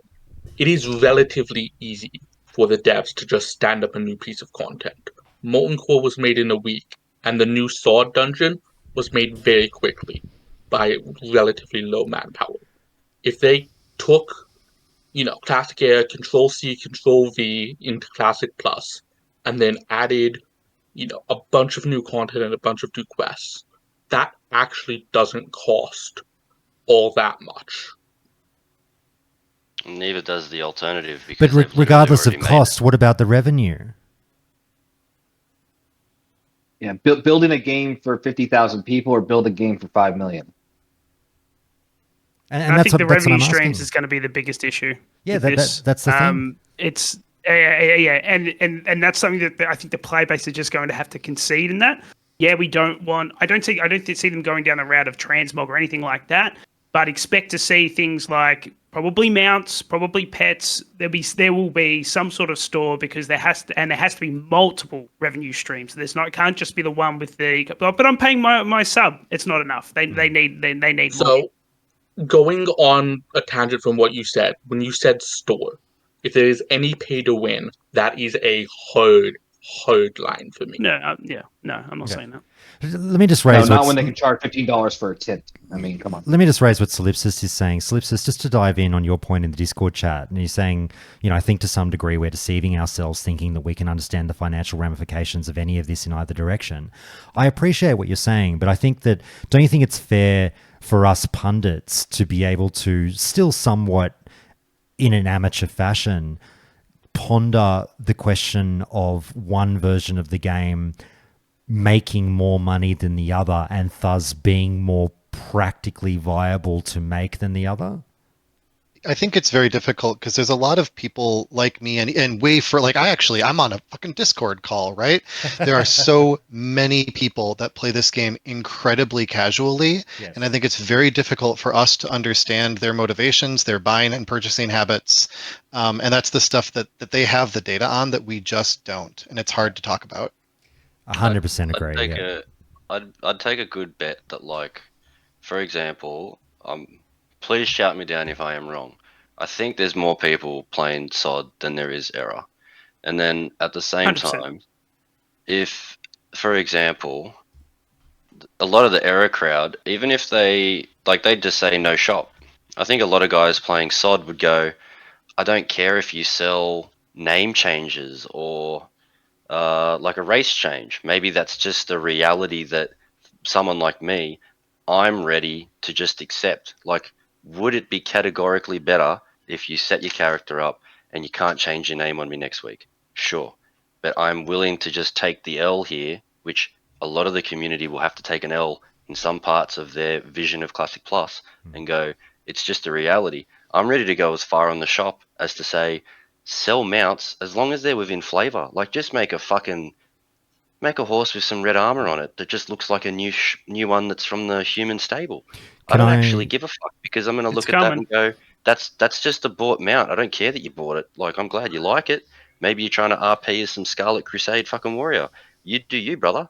Who cares? It's not an earned mount. As long as it's not like TBC Space Lizards running around in the Barrens. Like, that's where I draw the line. But there's probably, I feel like a lot of the Era crowd would just go, no to this, no to that, no to that, no to that, no to that.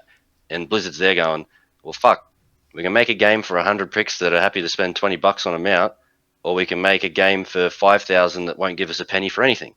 Like, I'm going to jump in here, guys, and just raise one talking point in character that I want to see how this makes you guys feel. So, in hearing all of this, you know, just the amount of conversation that we're raising already, and there's so many things I'm leaving on the table that we're not going to have the time for today, but we've got a bunch more that I do want to talk about. But just the nature of this very conversation and how much we're leaning on asking people about changes and would you be comfortable with this or not with that. Again, I'm in character. It really bothers me how much the classic franchise has kind of been hijacked by a bunch of players who just aren't really vanilla fans. Like, I've no doubt a lot of you played vanilla and I've no doubt you had a brilliant time and you still gush over that 2019 to 2021 period where you got all your friends together. You know, fucking COVID kept us at home, unfortunately, and we spent a lot of time playing classic and had a great time. But, you know, ultimately other versions of the game have come out in the way of TBC Classic, Wrath Classic, fucking everything, that you guys preferred, it seems. And, you know, things like SOD, things like SOM, you know, that start to alter the game slightly were more up your alley. But everything that shipped post 2019 Classic has been catered to this audience that, you know, is different from me. I'm part of the audience that signed that petition. We're the reason we got all this shit happening. You know, the love for 1.12 is the reason we're all here. So it's really hard to listen to a Classic Plus conversation and all the different directions you guys are taking this when I feel like we're now trying to cater the future of the Classic franchise around stuff that's not Classic. And I know we want to sit here and say, oh, this small tweak won't hurt and this small, you know, fucking change to a class won't hurt.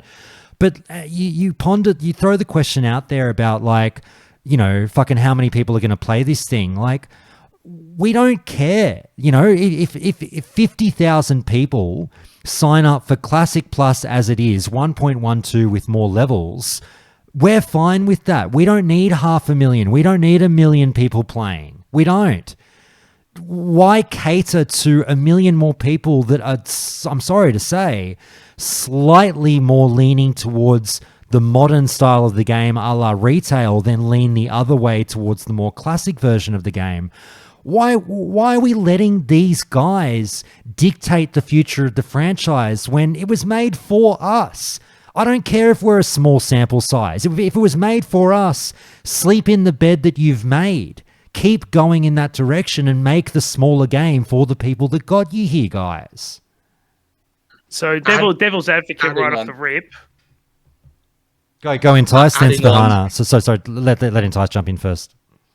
So devil's advocate right off the rip would be, yep, you guys brought us to the dance. We appreciate it. And you know what? Your dance is still there and it's still rocking over a classic era. That's right off the rip. That's what I feel like a lot of people are just going to say.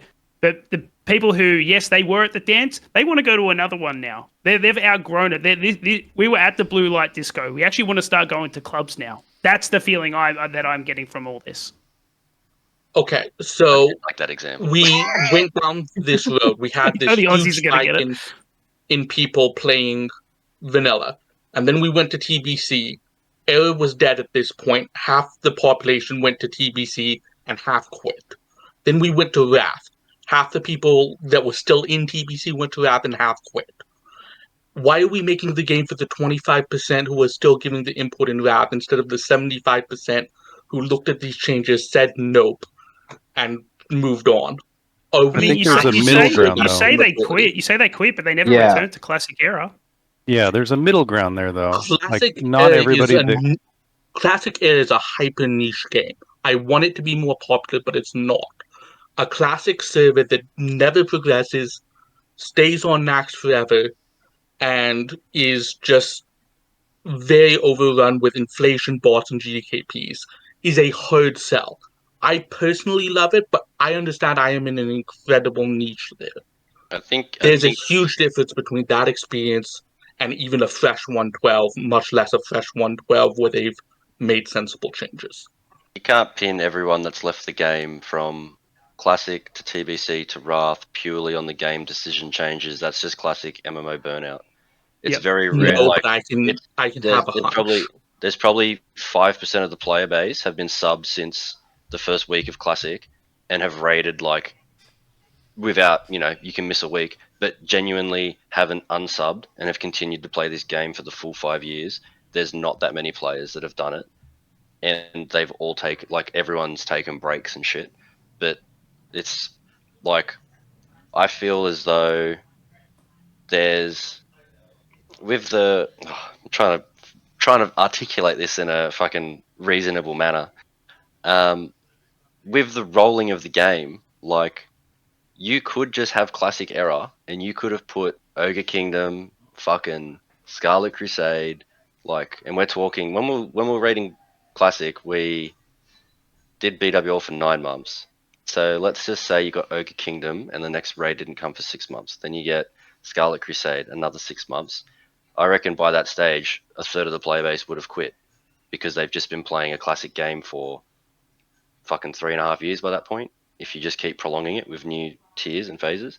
So I don't think it has so much to do with, oh, they changed my class, so I'm quitting. Because, like, I reckon literally my entire guild, bar like 2 players that were playing at the end of Nax, continued on into TBC, and we barely lost a player for all of TBC. And these are guys that enjoyed Classic, and the same for Wrath. Only at the end of Wrath, when shit went to Kata, was that a fuckload of people quit, because that's a massive leap from what Wrath is. Mm-hmm. And you can enjoy different flavors of ice cream. You can enjoy vanilla. You can enjoy chocolate chip. You can enjoy Rocky Road. But you can still say, hey, I can go back to that vanilla, and I can add a few things and still make it different, but still the same. Still, the base is vanilla. You can still have that original base and not go too far off the track. You can kind of have both worlds if you want. You don't have to say doing one thing ruins it, one thing keeps it the same, and pick a lane and that's what it's going to be. You can try and split the middle here, which is what I'm hoping we're going to do, and say, hey, let's try to figure out what we can do that works and what doesn't work. I agree with Vestige, and that is scary. Yes, we absolutely should be trying to split the difference, adding in small additions to vanilla that makes sense in a vanilla world. I guess the first, we'll get into it now, but can I do a trade-off off here? So let's just say you're very adamant that 1.12 is great, but you did say that the PvP system could do with a complete fucking overhaul, complete facelift. So that's what I mean by, like, so they tweak classes a little bit so that now you use 2 abilities instead of 1. Not good. Not a fan. Don't like this. But I'll give you a new PvP system, bro. You're going, yeah, I think I'm getting a net gain here. I'll play. Because I feel like that's what fuckloads of players are going to have to do. Like, for example, all they literally have to do is, like, I mean, I don't even give a fuck if they add new quests, but, like, if they just made professions not as dog shit so that it was just engineering and then whatever the fuck you want in the other one, it doesn't matter. They changed the PvP system to actually be more involved for more than the 5% that just AFK and AV bunkers for 12 months straight, and put a new raid in at the end. Fucking hell, if you just do that, I'd probably be willing to just play my shitty old rogue. But obviously I'm on the camp of make the classes a bit more fun as well. But that is enough to get me in. I'll go play fresh with just those 3 things. Don't even change. Make my fucking mail take a week to get them ult. I'll play just with those 3 little tweaks. I just feel bad for the players that are going to go, fuck you, I'm not playing. I'm going to deny myself Classic Plus because I actually like 6 things you did, but that one thing, no. And that's exactly the player. You put 1 olive on my pizza, I'm upset. That's exactly the player I want to talk about. And we'll move on to other things, guys. We'll get to some more stuff. But if you haven't picked up on this, the first, almost 2 hours of this podcast, the bulk of what I've been getting at is how do we approach this discussion with the player that is resolute that nothing be added to the game outside of content? They're entitled to want that, but the bulk of you do seem to be saying this is a negotiation, effectively, in your minds. This is look, let's have a situation where both parties walk away feeling like they lost a little something, but ultimately it was a net gain, and that kind of, like, It looks like it's going to be a fun game. Maybe not the perfect game that I would have drawn up, but I'll still absolutely play this. That's where you would want both parties to wind up, as opposed to making, I mean, maybe I'm wrong in this, as opposed to making the perfect game for one team and completely discounting the other. I don't know. Maybe then we were in the dangerous territory of making a game for everyone. But it's just been more a conversation about how do you deal with the player that Yubi's describing, who's literally like, I don't care that 95% of what you've just said makes sense. I don't like one of those things, so I'm out. It's easier just to make it 1.12. And that's what we've been discussing. But we'll move on. Guys, let's get back to a bit more fun polling here. And let's talk about... here's a good one for you. Yubi, do you mind if I borrow one of your questions from your survey that you've been working on? Pick whatever you want. All right. How about this one, guys? There's kind of three options here in terms of if class changes were to come into Classic Plus, their delivery method. You can do talent trees, tier sets, or maybe just they're right there in the base abilities that you get from your trainer. Type 1 in chat amongst the 10 of us here if you're a talent trees guy, if you think that new abilities in SOD should be available via the talent trees. Doesn't look like we're getting anyone. Okay, well, Stan, tell me why you think it should be in the talent tree. Vestige as well. So it'd just be like an elegant way to incorporate them with a system that everyone's already familiar with. So like for Shaman, you go to your enhancement tree, you see Storm Strike. Well, maybe when you select Storm Strike, there's also an additional ability you get along with it. Or some of the passive abilities. Once you pick that, like pick up the two-handed axes and maces, you also unlock dual wield at the same time. Mm-hmm. So it just naturally allows you to unlock these through the talents. And then it also avoids some of the issues that we encountered in SOD with, especially hybrid classes, being able to double dip with using like an ability that was meant for elemental as an enhancement and become incredibly overpowered.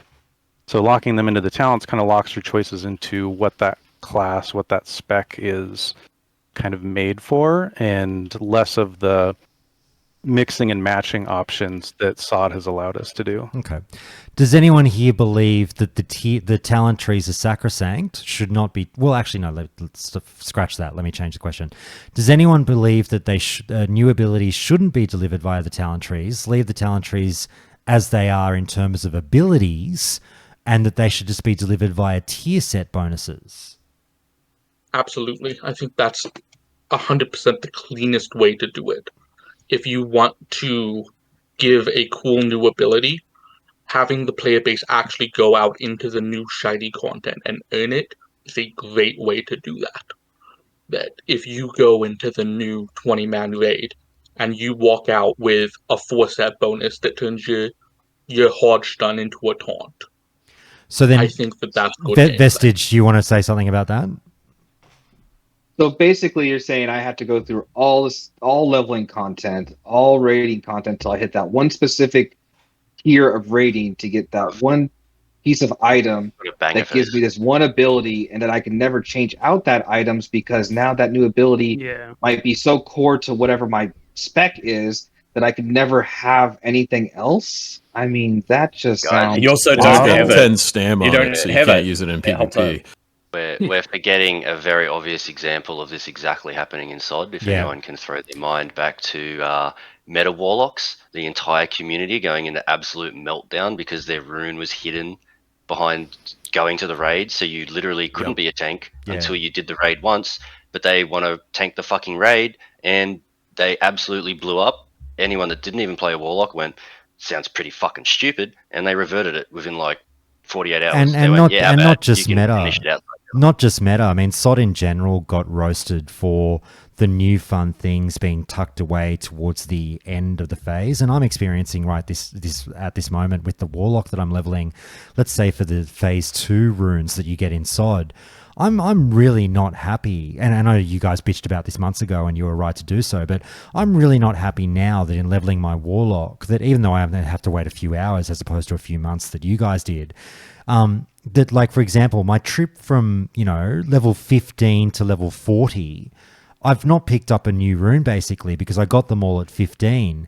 And now all the phase 2 runes, I can't go out and get them at 25 or 30 or whatever. They're all basically level 40 runes. And I'm like, wait up.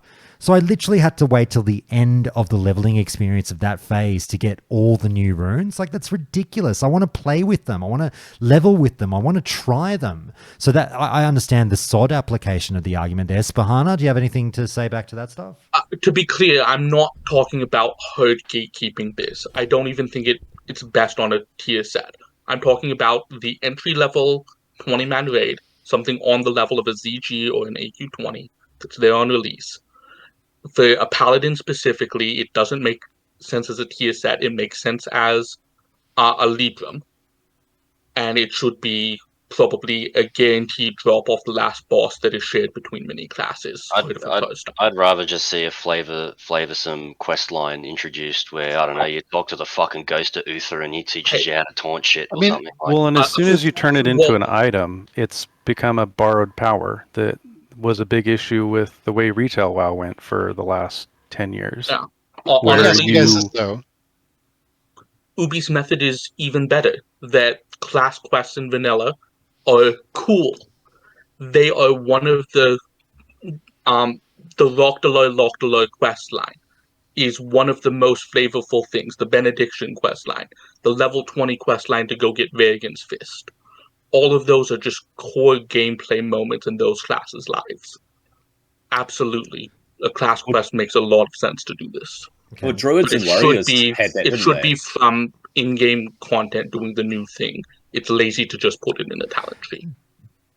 Gecko, you were saying something? What about... I was just saying that Druids and Warriors had that. Druids had to learn their forms, their beast forms, by doing quests. Warriors had to learn their stances by doing quests, and you would get warriors in OG vanilla that didn't have defensive stance because they missed the quest, and they would get to level 20 or 30, and they'd be tanking a dungeon, and people would say, "Why are you not in defensive stance?" And they would say, "In what?" Yeah. Let me ask you this though: like, think about Thunder Fury, right? People love Thunder Fury, and it's this epic item, and essentially it's kind of a class ability in a way, right? It is so core to what raid tanks do in vanilla, in classic, that it operates as a core ability for threat generation, right? And just going right beyond that just a little bit, right? I'm an old school EverQuest player, and there's something really, really cool about having an item that people can see on you. It's part of your character's identity that does something unique. And maybe it's part of your class. Maybe it's also even something that is shared across multiple different classes that we can all use together, right? And this idea back then, there wasn't this idea of this loot progression where you get all the tier stuff and then you throw it all away and they get all the new tier stuff. Gear stayed with you much longer, and there was something really special about that. And I think that there could be a way. I wouldn't want all of new abilities to come in through this vehicle, but I think it could be adding some very, very cool things for some classes or some groups of classes. All right, guys, I think we've pretty much answered. I was going to say, also what about base abilities, but I think we've covered the question there. Let me move us on, and an interesting one here in terms of, let's see, just the talent trees in general while we're sort of discussing talent trees. Who here believes the vanilla talent trees are sacrosanct and shouldn't be touched in any way, shape, or form? And if you're going to change the classes in any way, do it outside of the talent trees. Type 1 or yell out if you're that person. No one. Okay, so... I'll give a dire yes to that one. That I think that it's a very bad idea, but not a deal breaker. And if you're going to do it, you have to really think about it. All right. So from you guys that... anyone jump in. Tell me why you don't think the vanilla talent trees should be treated as something that's sacrosanct. Tell me why you feel they're more than welcome to be fucked with. I think it doesn't really diminish the experience if you change the talent trees. With an ever-shifting meta, the game's just going to change, and people are going to have to learn new things and adapt to it. As long as they don't just egregiously fuck up the talent trees, I have no problems with them in a SOD context changing the talent trees drastically and shifting how things work, just like they add the runes to the game and change how things work. Like I have no problems learning new things. I don't want my game drastically shifting. Like, if you're going to do it once at the start. Yeah, that's era. But it's not always going to be a perfect balance. I mean, even in the original version of WoW, it changed drastically from the release day to TBC coming out. You wouldn't be able to recognize some of the classes from the first day of release to the end of it. Like, it was constantly iterated on. We're not allowed. We're not allowed to make that point, Stan. I bring it up a lot, and we're not allowed to make that point. Oh, that's horseshit.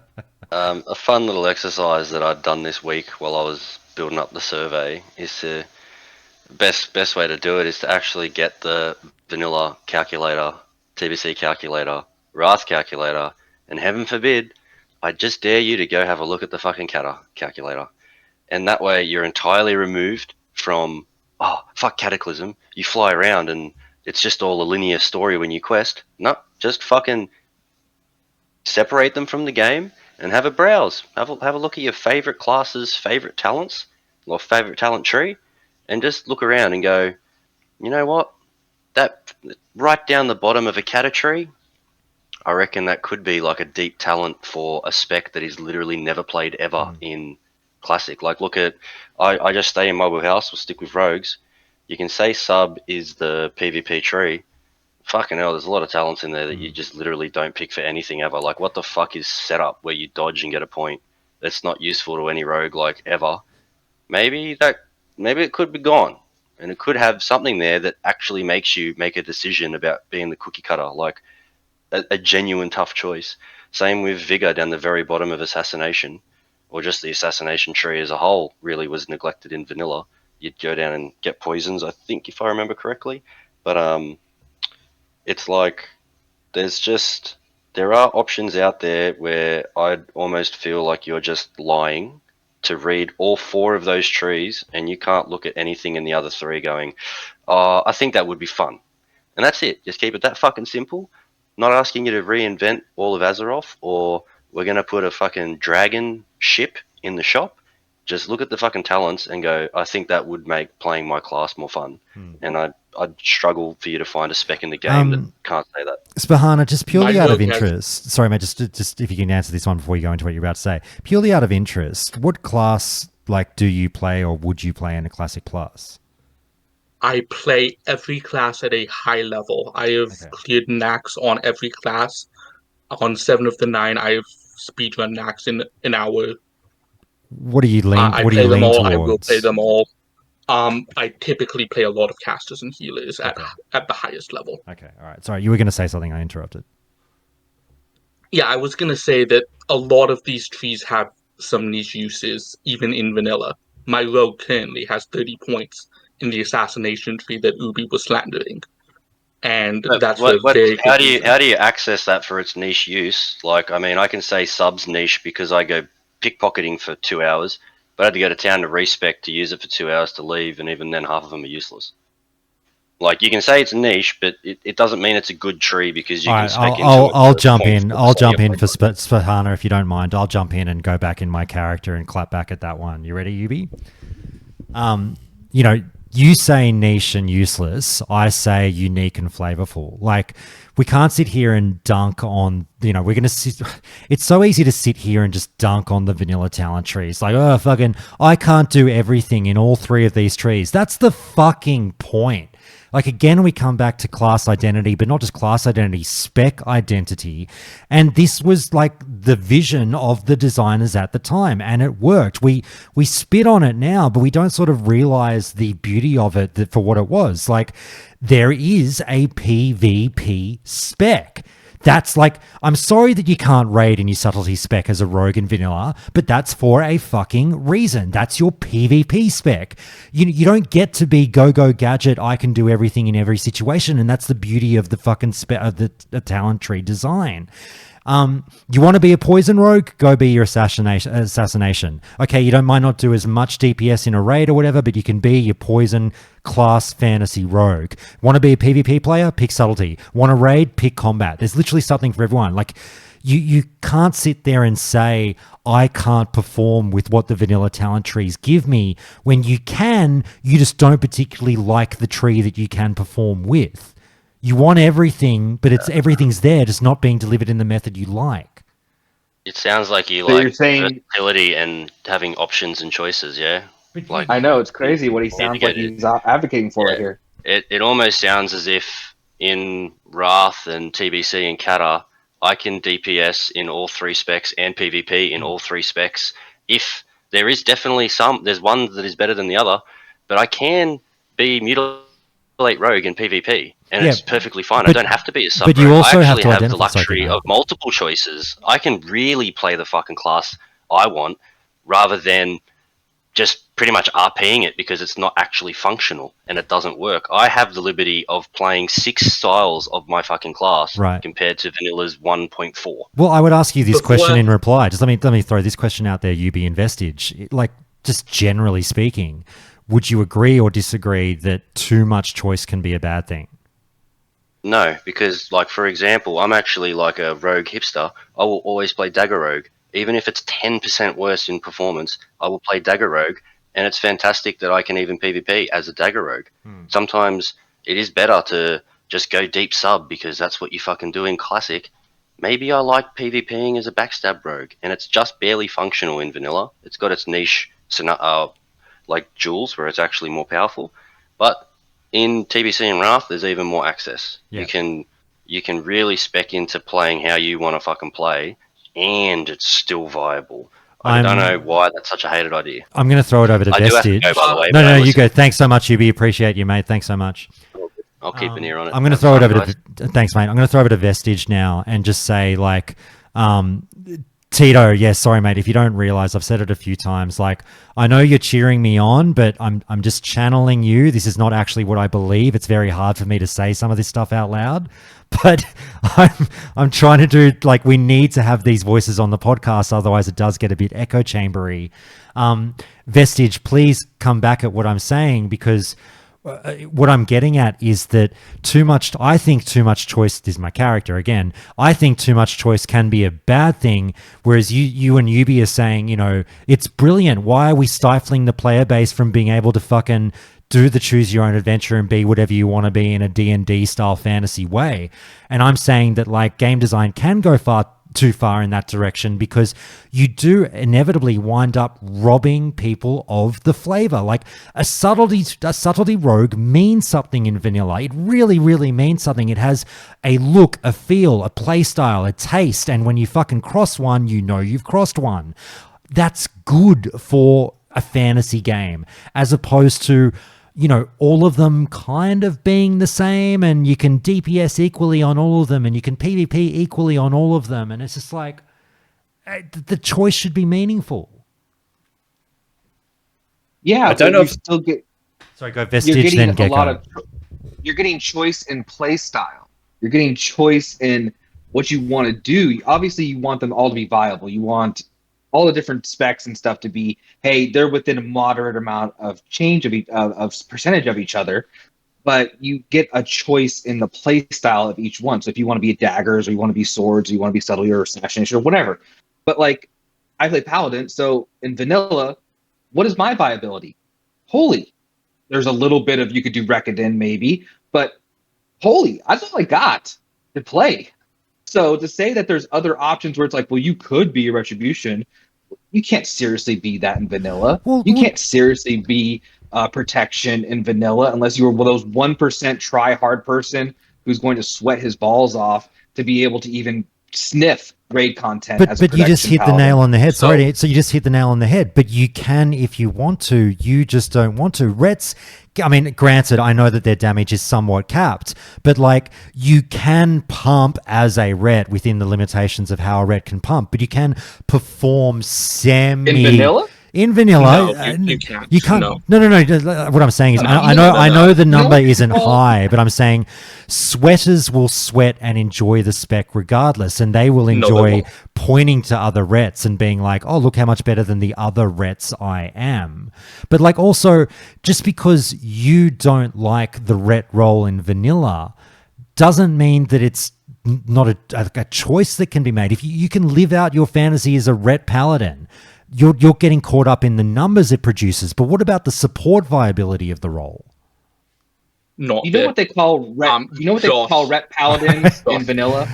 They're called poodles. Yeah, I know. It's a guild way to show off, and basically it's a useless thing that they can show off with all the stuff they got to because it doesn't do anything useful. Fair enough. And it's just to say, like, okay, you can live out your Ret fantasies in vanilla.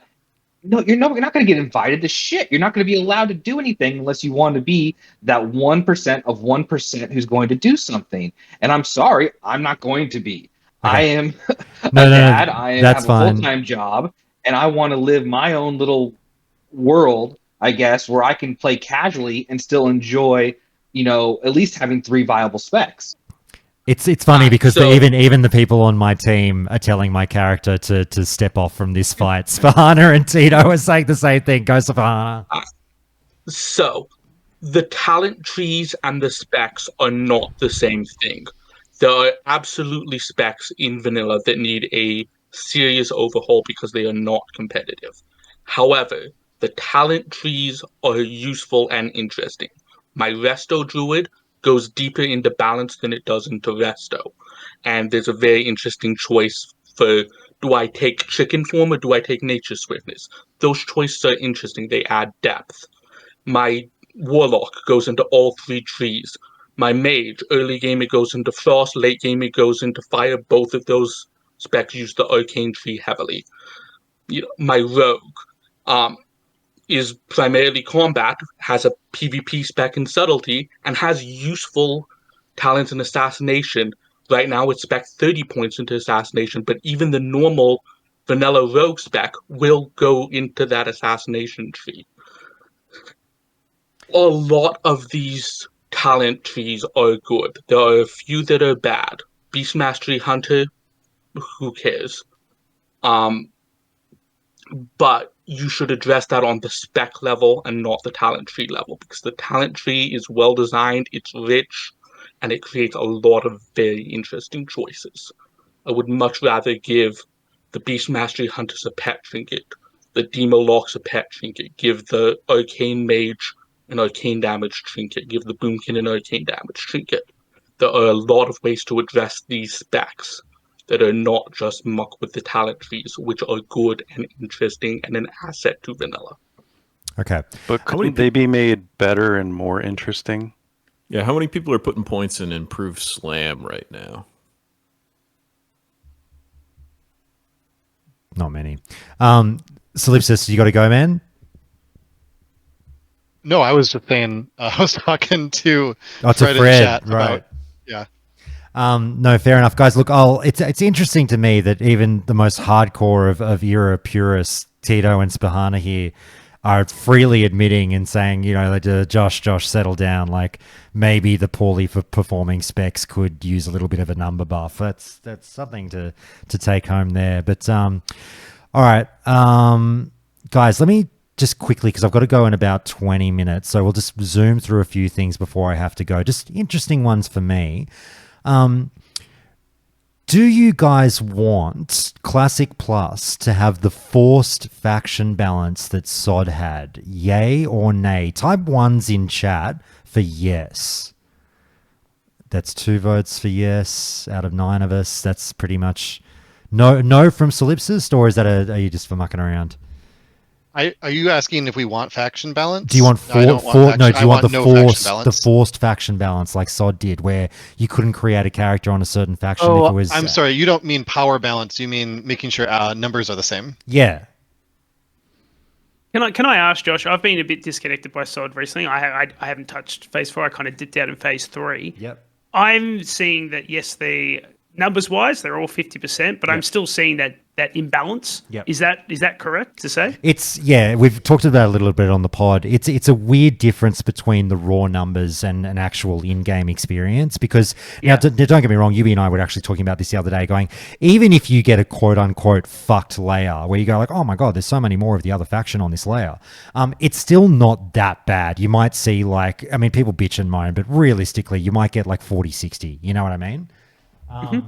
But like the Blizzard keeps saying, look, hey guys, we promise these servers are 50-50 or like at worst 49-51. And I've said to a Grant, we talked about it recently in the interview where it's like, I absolutely believe you. But obviously something is happening when we're being layered, or what proportion of those numbers are actively raiding or playing the game at level 60. Yeah. You know, the numbers are kind of lying to us in a way, where it's delivering a slightly different in-game experience. But your in-game experience can vary wildly. I'll get on a layer and be like, oh, there's heaps of Horde on this server. Then you get on another layer and you go, oh, there's heaps of Alliance on this server.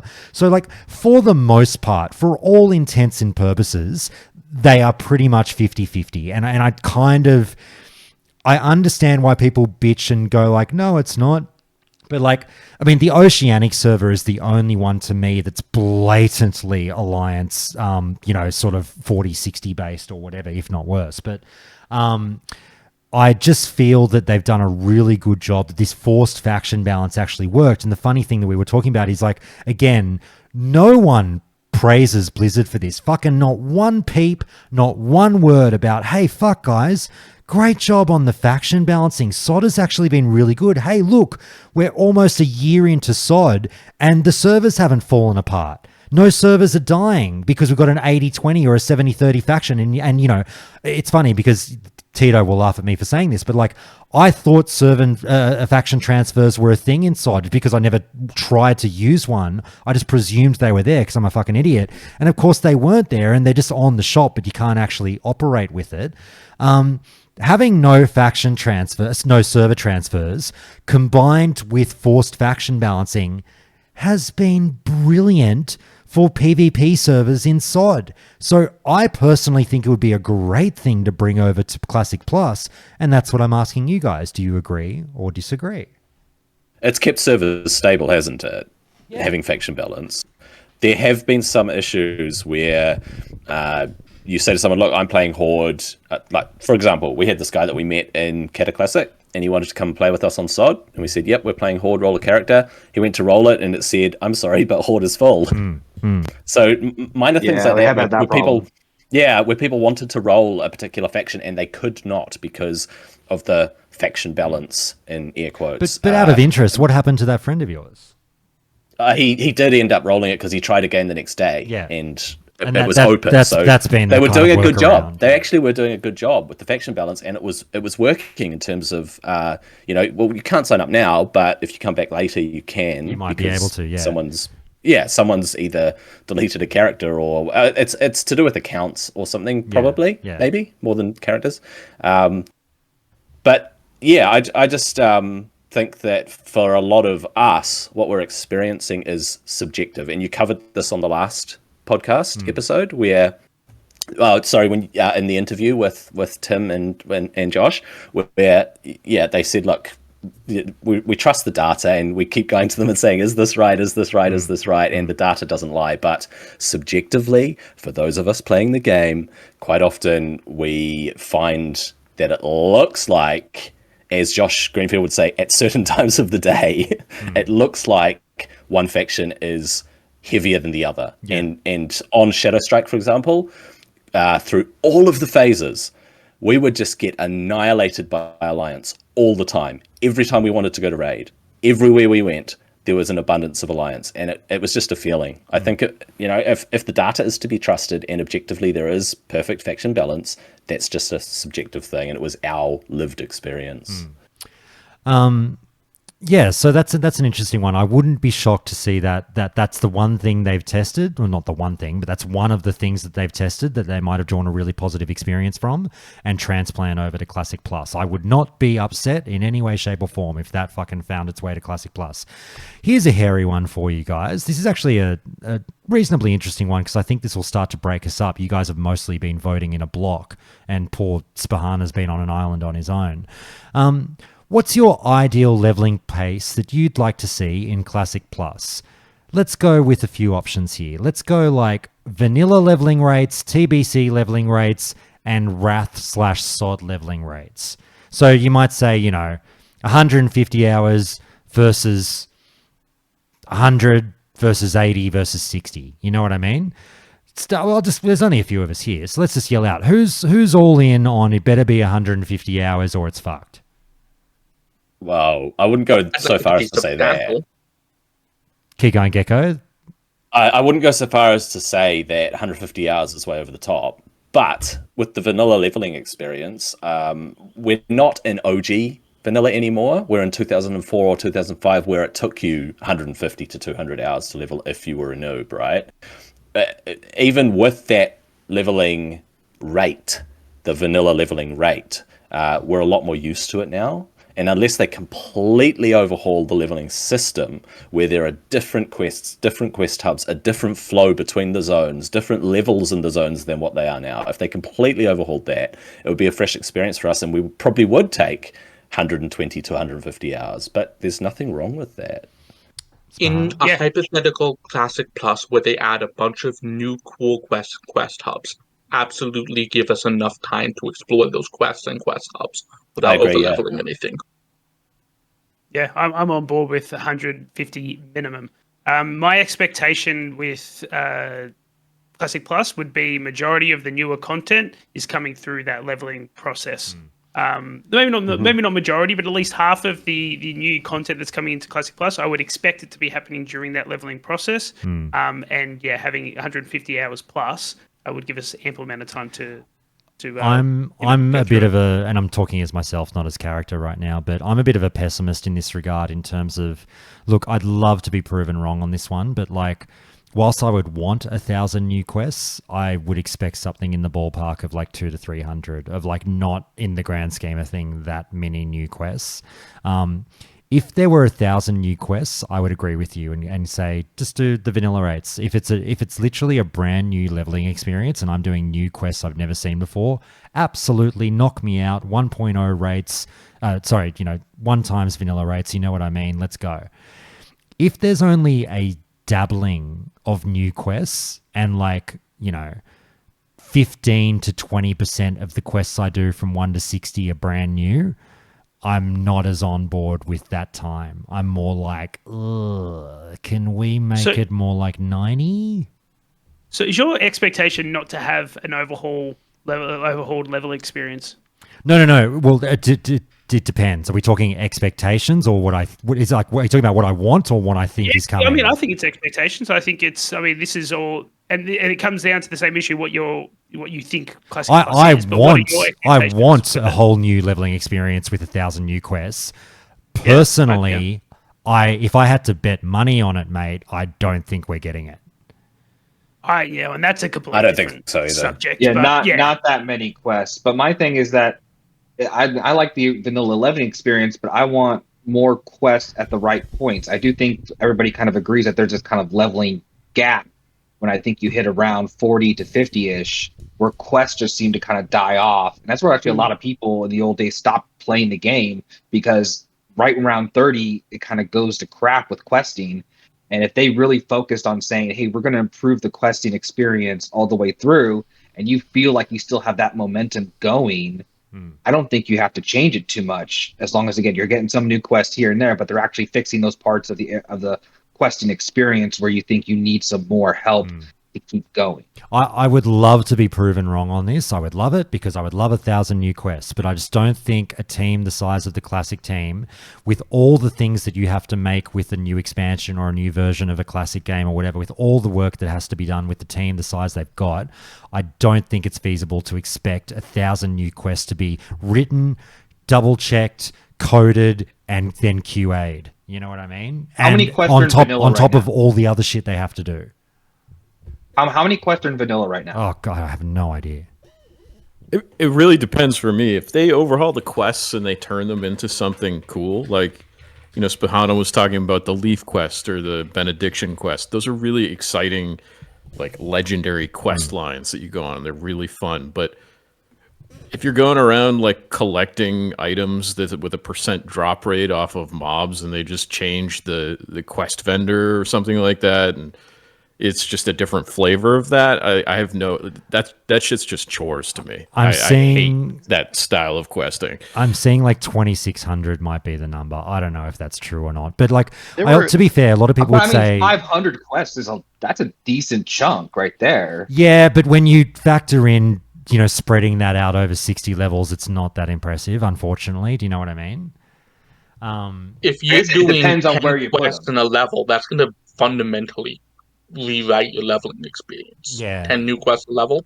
No, fair enough. Well, the one thing, and I know someone will be yelling this, and I should raise it there. Like, the one thing you say is like, Josh, you know, the Turtle WoW devs in their basement made 1,000 quests for Turtle WoW as if the classic team couldn't do it. Like, I don't know. I just think I'm just not expecting it. I think there was more. But that's the issue. I think that's a really big issue. Why aren't we expecting it? Like, it's fair to. It's fair to. It is. And I think that's what it comes down to. It's like how much are they? We're all obviously very passionate about it, and I'm sure the individual people that would be working on it, 100% they're going to be passionate about it. But the higher ups, that's where the issue lies, because that tapers our expectations. Yeah. If it becomes like a SOD thing where it's like, you know, I don't know the numbers, but obviously it's a very small team. I think in one of the interviews they mentioned that this was the very first time that they actually worked with the art team, which is just mind-boggling. Yeah. But anyway. If it's that kind of expectations, then yeah, I mean, there's no point in even discussing a whole new level of experience because we're not going to get it. I see what you're saying now, Entice, and I'm with you. Sorry, I wasn't picking up what you were putting down before, but I get it now. It is perfectly fine to ask Blizzard, being a company of their size and stature, hey, I'm your customer. I would like a quality product if you're going to try and sell it to me. It is 100% all good to have those expectations. I'm with you. I've been more tackling it, and you've seen this, I've been more tackling it from a betting man's perspective, going like, I haven't been making this about what I expect or should want or push Blizzard to make for me, more just going by past behavior. What do I expect to see in the future? Do you know what I mean? I expect, unfortunately, not that many new quests in the game. I would love to be pleasantly surprised and shocked, but you are 100% right. As consumers, it is more than fair for us to rise up and go, hey, you want us to play Classic Plus? Put some fucking effort into it. And like, you can't always fall back on the woe is me, but the size of the Classic team excuse. Yeah, I agree. I mean, it's getting tired. It's a tired excuse, in my opinion. Yeah, to an extent, I agree.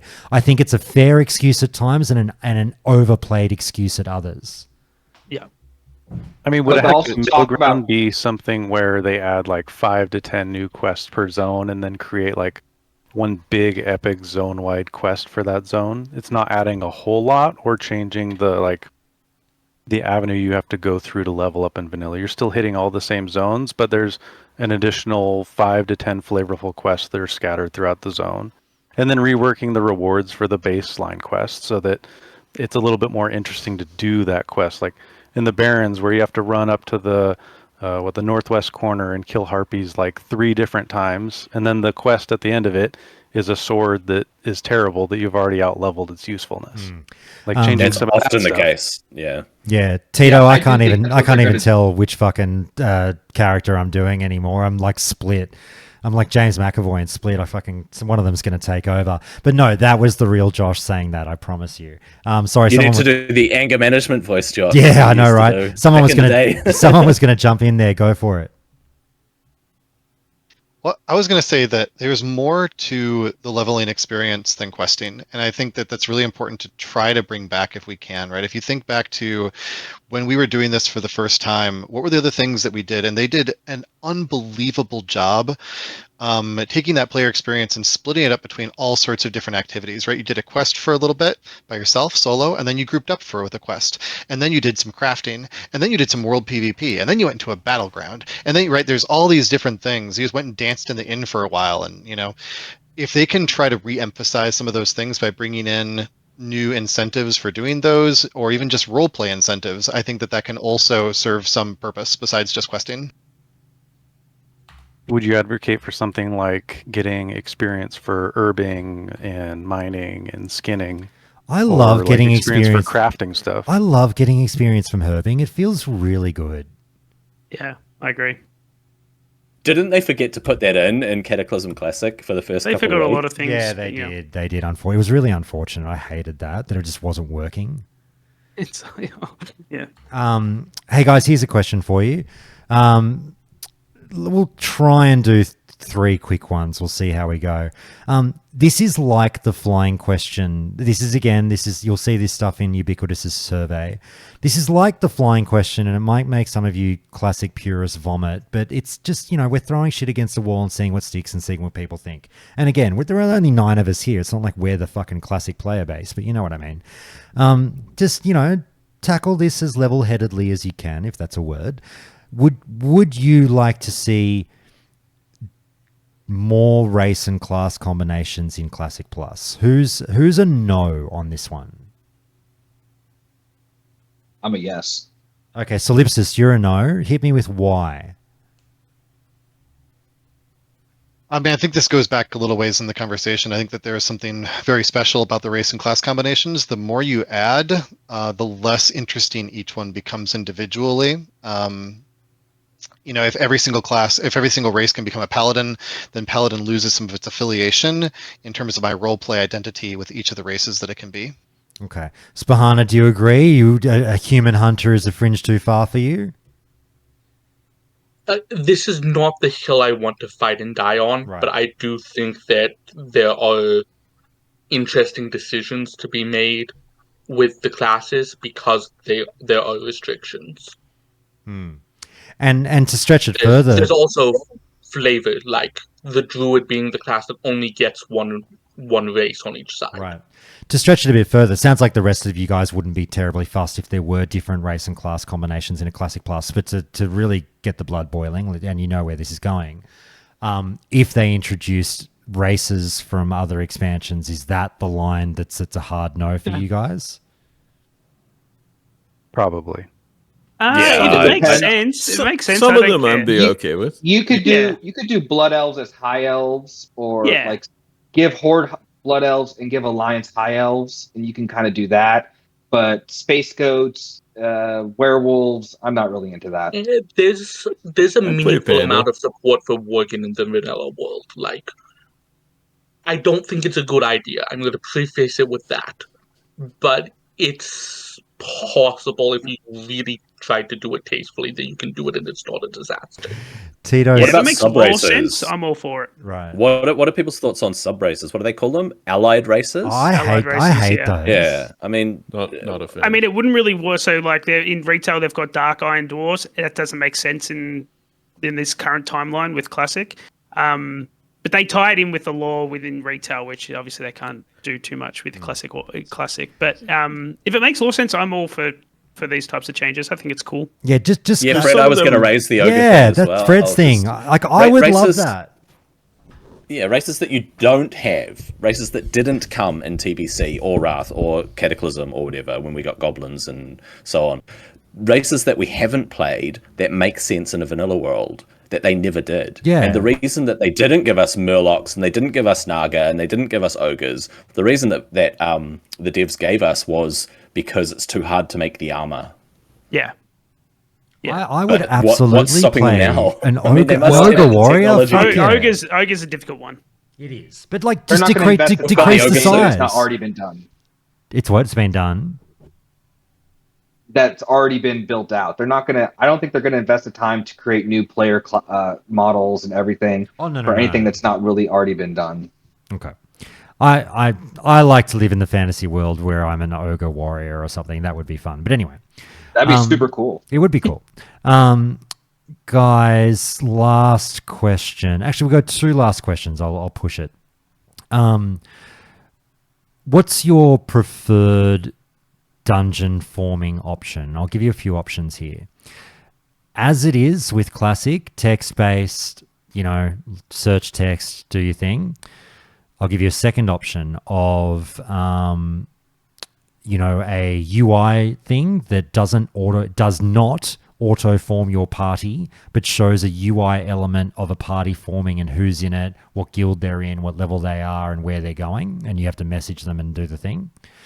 I'll give you a third option of auto-form, no teleport, and I'll give you a fourth option of auto form with teleport. I might go down the ranks and just ask you all real quick. Don't just tell me why, but as quick as you can, guys. Which one you like, Spahana? So auto form and teleport are just deal breakers. They just kill the social aspect. They kill the transportation. It's just no. That's not classic. That's not compatible with classic. Okay, so what do you want? Which one do you like? The current system works fine, and I think the people who desire that can put an add-on like an LFG bulletin board on and get to that to an extent. All right. This is where I'll break ranks and get off your team, and I'll say something later on about that. But that's okay. We might go quickly. So, Vestige, tell me which option you like and why. Pretty much, yeah. Auto form and teleport are completely off the table. They are absolutely not in the spirit of classic, so no way in hell.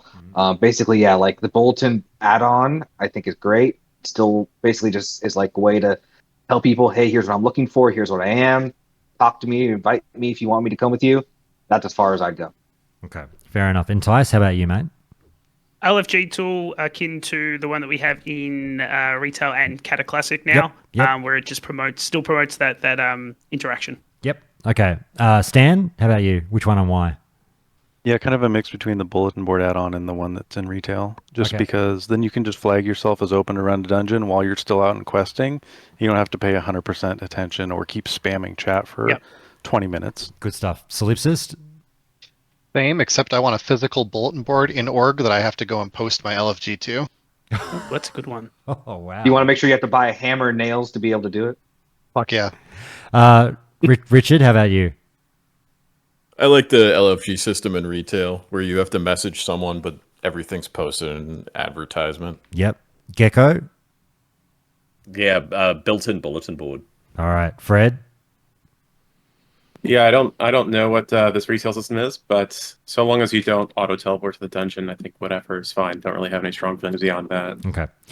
All I'll say on this one, guys, is if you guys have been in the Discord listening to the show for years, I've been like, you guys know my love for the LFG tool, and I know I'm on a bit of an island with that one, but I have a lot of love for it. I love dungeon spam. I love just getting to the fucking place and doing the thing. But now, for the last 18 months, I've been like, auto form the group, but don't teleport me to the dungeon, and that's I'll negotiate and take that system. I've been saying that for the last 18 months, and then until last week, I've been like, just do it, no teleport, auto form, it's fucking best way to do it, blah, blah, blah. Ubiquitous finally, and because I'm open to fucking being swayed, guys. Ubiquitous finally talked me off that hill just last week. We had a big discussion about auto forming, and it finally clicked. The fucking jigsaw puzzle finally, the piece finally fell in place, where I was like, he explained it to me, and I said, you know what? I was arguing against him, and I just caved and said, you know what? You're right. Auto forming is probably not for the best. So I've now shifted my position to be like option number 2. It's got to but something still has to be done. I'm sorry, I disagree with you, Spahana.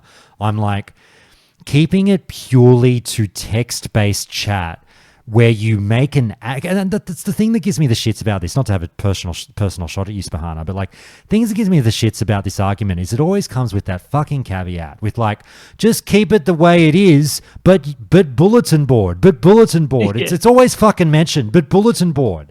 And we have to do the thing that we do in other conversations. Well, if the add-on is fucking mandatory, then the system doesn't work. That's I don't it. want the add-on. Sorry? That's a lot of systems. I want the granularity to be able to post my group that is doing something very specific, might have a special rule, and have that be in every single post that I make about it. Yeah, that's fine. You can do that in the LFG tool. You just don't have to spam it. Yeah. So I am all for just like, for God's sakes, in some way modernize this thing. Like we have to understand, guys, again, we're a bunch of fucking nerds talking on a podcast about this game. We are the 1%, unfortunately. You know what I mean? I'm a nerd? Think of, sorry, to speak for yourself, nerd. I know, right? But there's a fuckload of people that play this game that not only don't have bulletin board, but have no fucking concept of the fact that it exists. So they are sitting there skimming chat forever trying to find dungeon groups. It's fucking terrible. I just think an LFG a UI system put in place that shows groups saying, hi, here's a fucking 3 people that want to go to UBRS. We've got a priest, a rogue, and a fucking a warrior. The warrior's going to play tank. The priest is going to heal. The other guy's going to DPS. We are level X. We're from guild Y. This is what we're doing. And you have to then whisper me to engage with me to form that group. That's the system. Give me a sexy fucking bulletin board. And many of you seem to agree with this. But I'm at the point now where I will riot. It won't stop me from playing the game, but I will riot to no end if we just go into Classic Plus with the same old just spam chat system. It is beyond ridiculous in 2024, and just to be able to dub it, oh well, that's just Classic. Like, fuck off. I'm fucking sick of it. But anyway. So let me ask this question: Who uses a bag add-on? Me. Or who doesn't use a bag add-on? No one. I don't. I don't use a bag add-on. What? That's absolutely insane to me that you could do that. Like, it's incomprehensible to me to not have some sort of add-on. My life is about compartmentalizing things, and that's what my bags do for my I know exactly where things are in each bag. Yeah, I use the one bag and just have sections of my one bag that I know where things are. I use bag one and it has a search feature. I'm not saying you're wrong. I just don't like it. Yeah, fair enough. Dude, there's an add-on called Better Bags that lets you make custom categories for stuff, and you can really compartmentalize. Oh, there's tons of that. Does it color code them? There's tons of bag add-ons, but my point is that a lot of people use bag add-ons because they prefer those systems to the one in there. And if you have to use add-ons to fix something in the current way, the current system, then it's probably broken in some way. So that's what I was saying when you're saying, yeah, bulletin, we have to have bulletin for, some sort of modernness to this thing. That's absolutely the same kind of thing to me. Guys, I'll get on to the last question. And so, sorry, are you guys ready to move on? Was there something else we needed to say on that? Just that this isn't my hill to die on. Okay, fair enough. Hey, Albal TV over there in Twitch chat. I was with you. I was auto forms are a must. That was my hill to die on for a long time. Trust me, I know where you're coming from. I had it sort of relatively systematic explained to me about the issues with auto forming in terms of sometimes the quality of player, and this is not an elitist chat. Trust me, the quality of player that you might get coming into your group via an auto form system, it really does make things easier for the bots, the gold sellers and whatnot to just sneak into a party, contribute nothing and scumbag off everyone else. And as soon as there's a better way of saying this, but as soon as that sort of got explained to me, and I do have in-game experience of that being the case, I got it. Because they were like, think about what happens in Wrath or whatever, where you get like the auto forming party, and it's so easy that guys just either don't try or they never intended to try in the first place because they're a gold seller or whatever, and they don't give a fuck if they're pressing one button every minute. They're there. What are you going to do? Anyway. Ubiquitous wants to say something quickly on that before I ask the last question. Ubi, mate, you sold me on this before.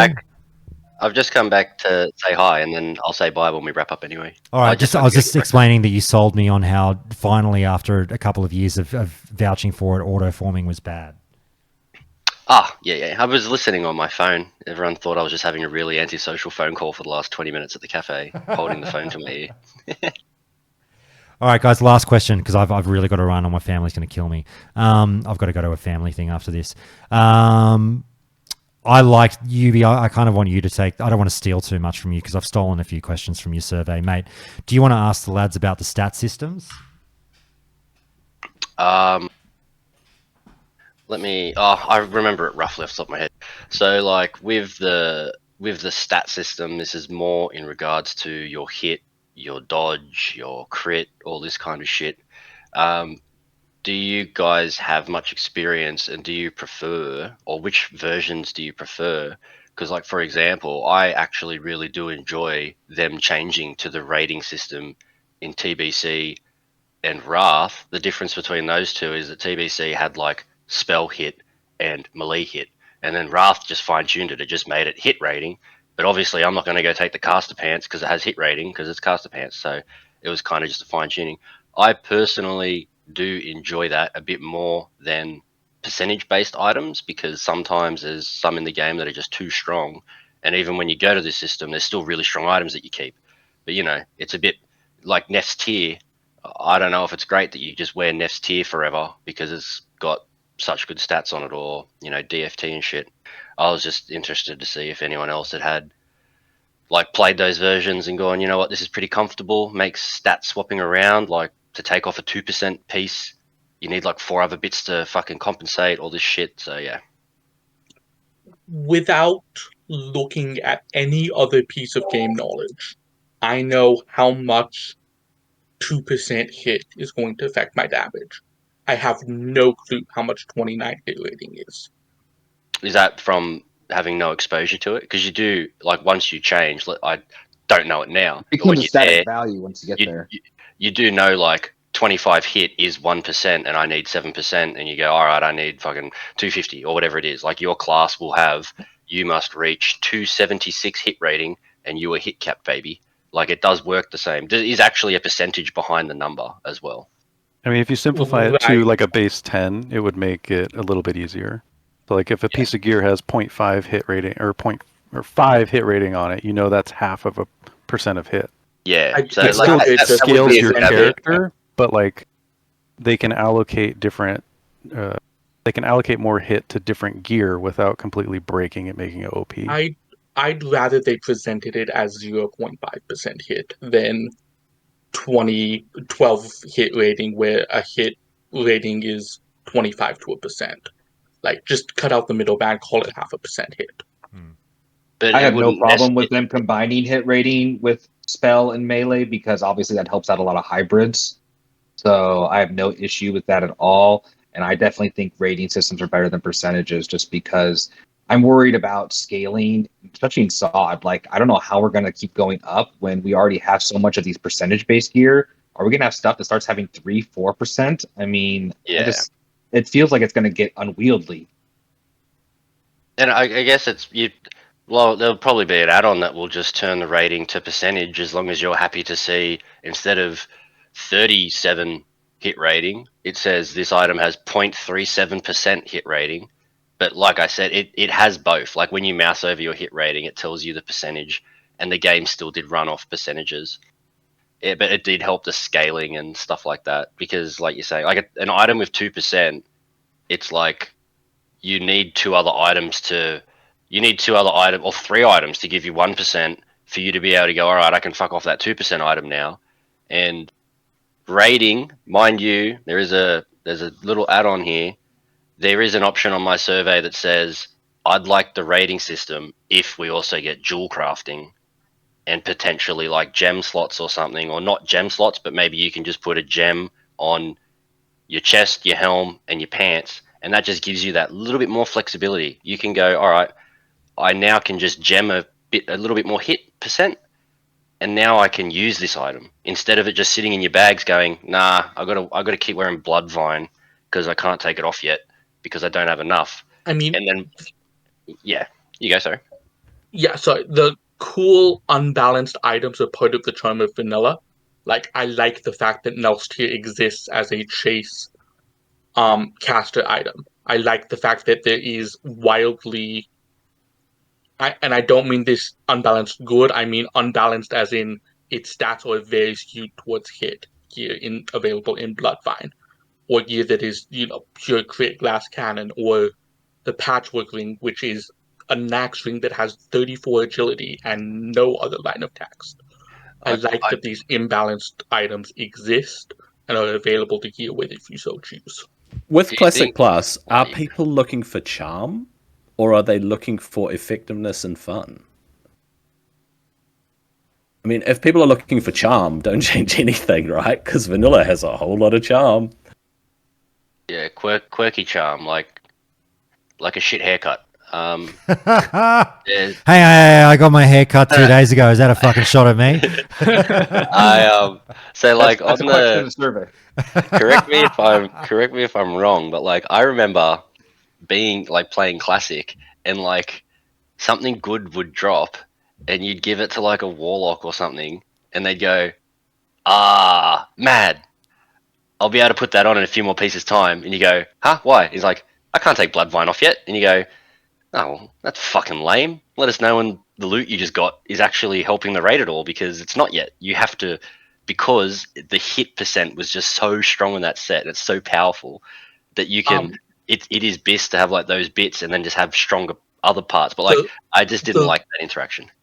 The reason you do that on Bloodvine is not because of the hit. You can go below hit cap, and a Warlock you will never actually get to hit cap without misgearing. The reason is because it has a stat bonus that you're breaking.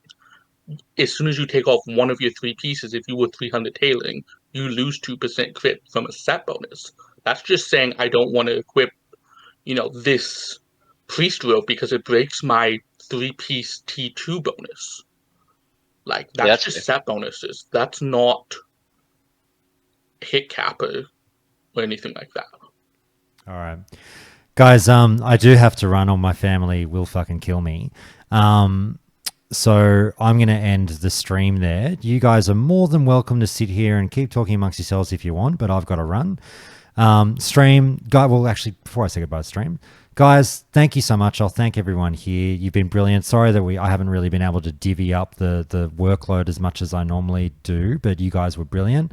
Thank you everyone for listening to this, and I hope you realize when I was speaking in character and when I wasn't, because I fucking don't. Yubi, mate, thanks so much. Thanks. It's always fun to have these chats. I will say, if you're like super fucking keen and you actually want to help me review the fucking questions I've got, just shoot me a DM, and I don't mind sending the link as long as you don't go post it out early. Yeah, because I want it to be in its best form and have people the most interested in it. Guys, we would like a few responses coming in for Yubi's survey. He's worked really hard on it. Look, it's just a fan-made thing, just for shits and gigs, just to try and get a better look at what people might want. So we want to spread it out. He's going to throw it out on Reddit. I'll toss it out on the Countdown Discord, try and get some of you guys getting involved and filling it out. Please do if you have the time. It's a fun little survey, and when he's ready to reveal it to the world in the next couple of days, that'll happen. So keep an eye out. I'll post it in the Discord. Spahana, mate, thank you so much. I know you've been on a bit of an island for a lot of these answers, but you're a fucking brave man. You speak so well about what you're passionate about. People might not agree with it, but you speak from the heart. Thank you so much, mate. Thank you for having me. Vestige, mate, I know you and I got into it, but I was someone else. Yeah, likely story. Entice, mate, it's always a pleasure. Fucking, I feel like you only see me these days over on old Twitter where I'm at war with the rest of the world, but it was great to have you, mate. No, thank you, mate. No, don't worry. Always got you back. And just on the questionnaire or the survey you want to circulate, yep. Feel free to reach out and I'll be more than happy to. That'd be brilliant. There you go, Yubi. Yeah. Thanks, mate. The fucking Aussies have got your back. It has been fun making it. Like I said, I just like drumming up the chat, really. I'm not expecting fucking 10,000 things to come in, but it'll just be good to fucking argue about this stuff for the next year anyway. Just don't mention in your tweet that he's a fucking prick from the Shire. Fucking Stan, mate, thank you so much. You were brilliant today, mate. Yeah, thanks for having me. I don't know if this is outside of the envelope, but you should leak that survey to Wowhead and see. Oh yeah, my best friends over at Wowhead for sure. Yeah. Any shout outs? More than welcome. Any shout outs, Stan? Oh no, I'm just here for a good time. That's the way. Solipsis, thank you so much. Any shout outs from you? Nope, thanks, Josh. You're the best. Mate, you're the best. Thank you, sweetheart. Richard, mate, thank you. So you joined the Discord just the other day. You've been great, Richard. Thank you so much for being here. We might have lost him. There we go. I'm talking to a wall. No, he was great. No, sorry. There he is. I forgot I was on Push to Talk. Just wanted to say thanks for inviting me, man. I've been listening to you guys for a while and, just joined the Discord. Normally I listen to you guys in the shower. Hell yeah. So it's pretty nice to pop on fully clothed and actually be able to voice my opinions. So thanks for inviting me. Fuck yeah. There you go, Yubi. Nice. Gecko, mate. I'll not make the mistake of calling you an Australian again. Thank you so much. It's all good. It's always a pleasure to be here and chat with these guys. So I'm looking forward to Yubi's survey. To be honest, I think it's going to be great. There you go. No pressure, Yubi. Fred. I just need to know, like, I've avoided questions like, do you want more raids? Because I feel like we're all going to fucking say yes, and it's to keep it trim. But I mean, fuck it, we can bloat it out if people go, nah, I want to breed for longer. So I've tried to really. Well, you can have some dummy questions in there that you can just eliminate responses. Expose the dummies. Yeah, like put the flying question in there, then you can just take all those answers and just take them out.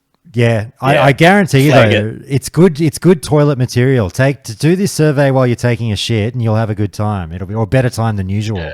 Yeah. Fred, thank you so much, mate. Sure, thanks. Yeah, thanks for having me. Oh, all right, you bastards. I've got to go to fucking get on the highway and go see my family. Thank you so much, guys. I'll talk to you later. Boys. Bye, stream. I'm going to send you over to... Fuck, where's Twitch? Where are we? Is fucking Simon I still online? Go to Simon Eyes. All right. Let's send you over there.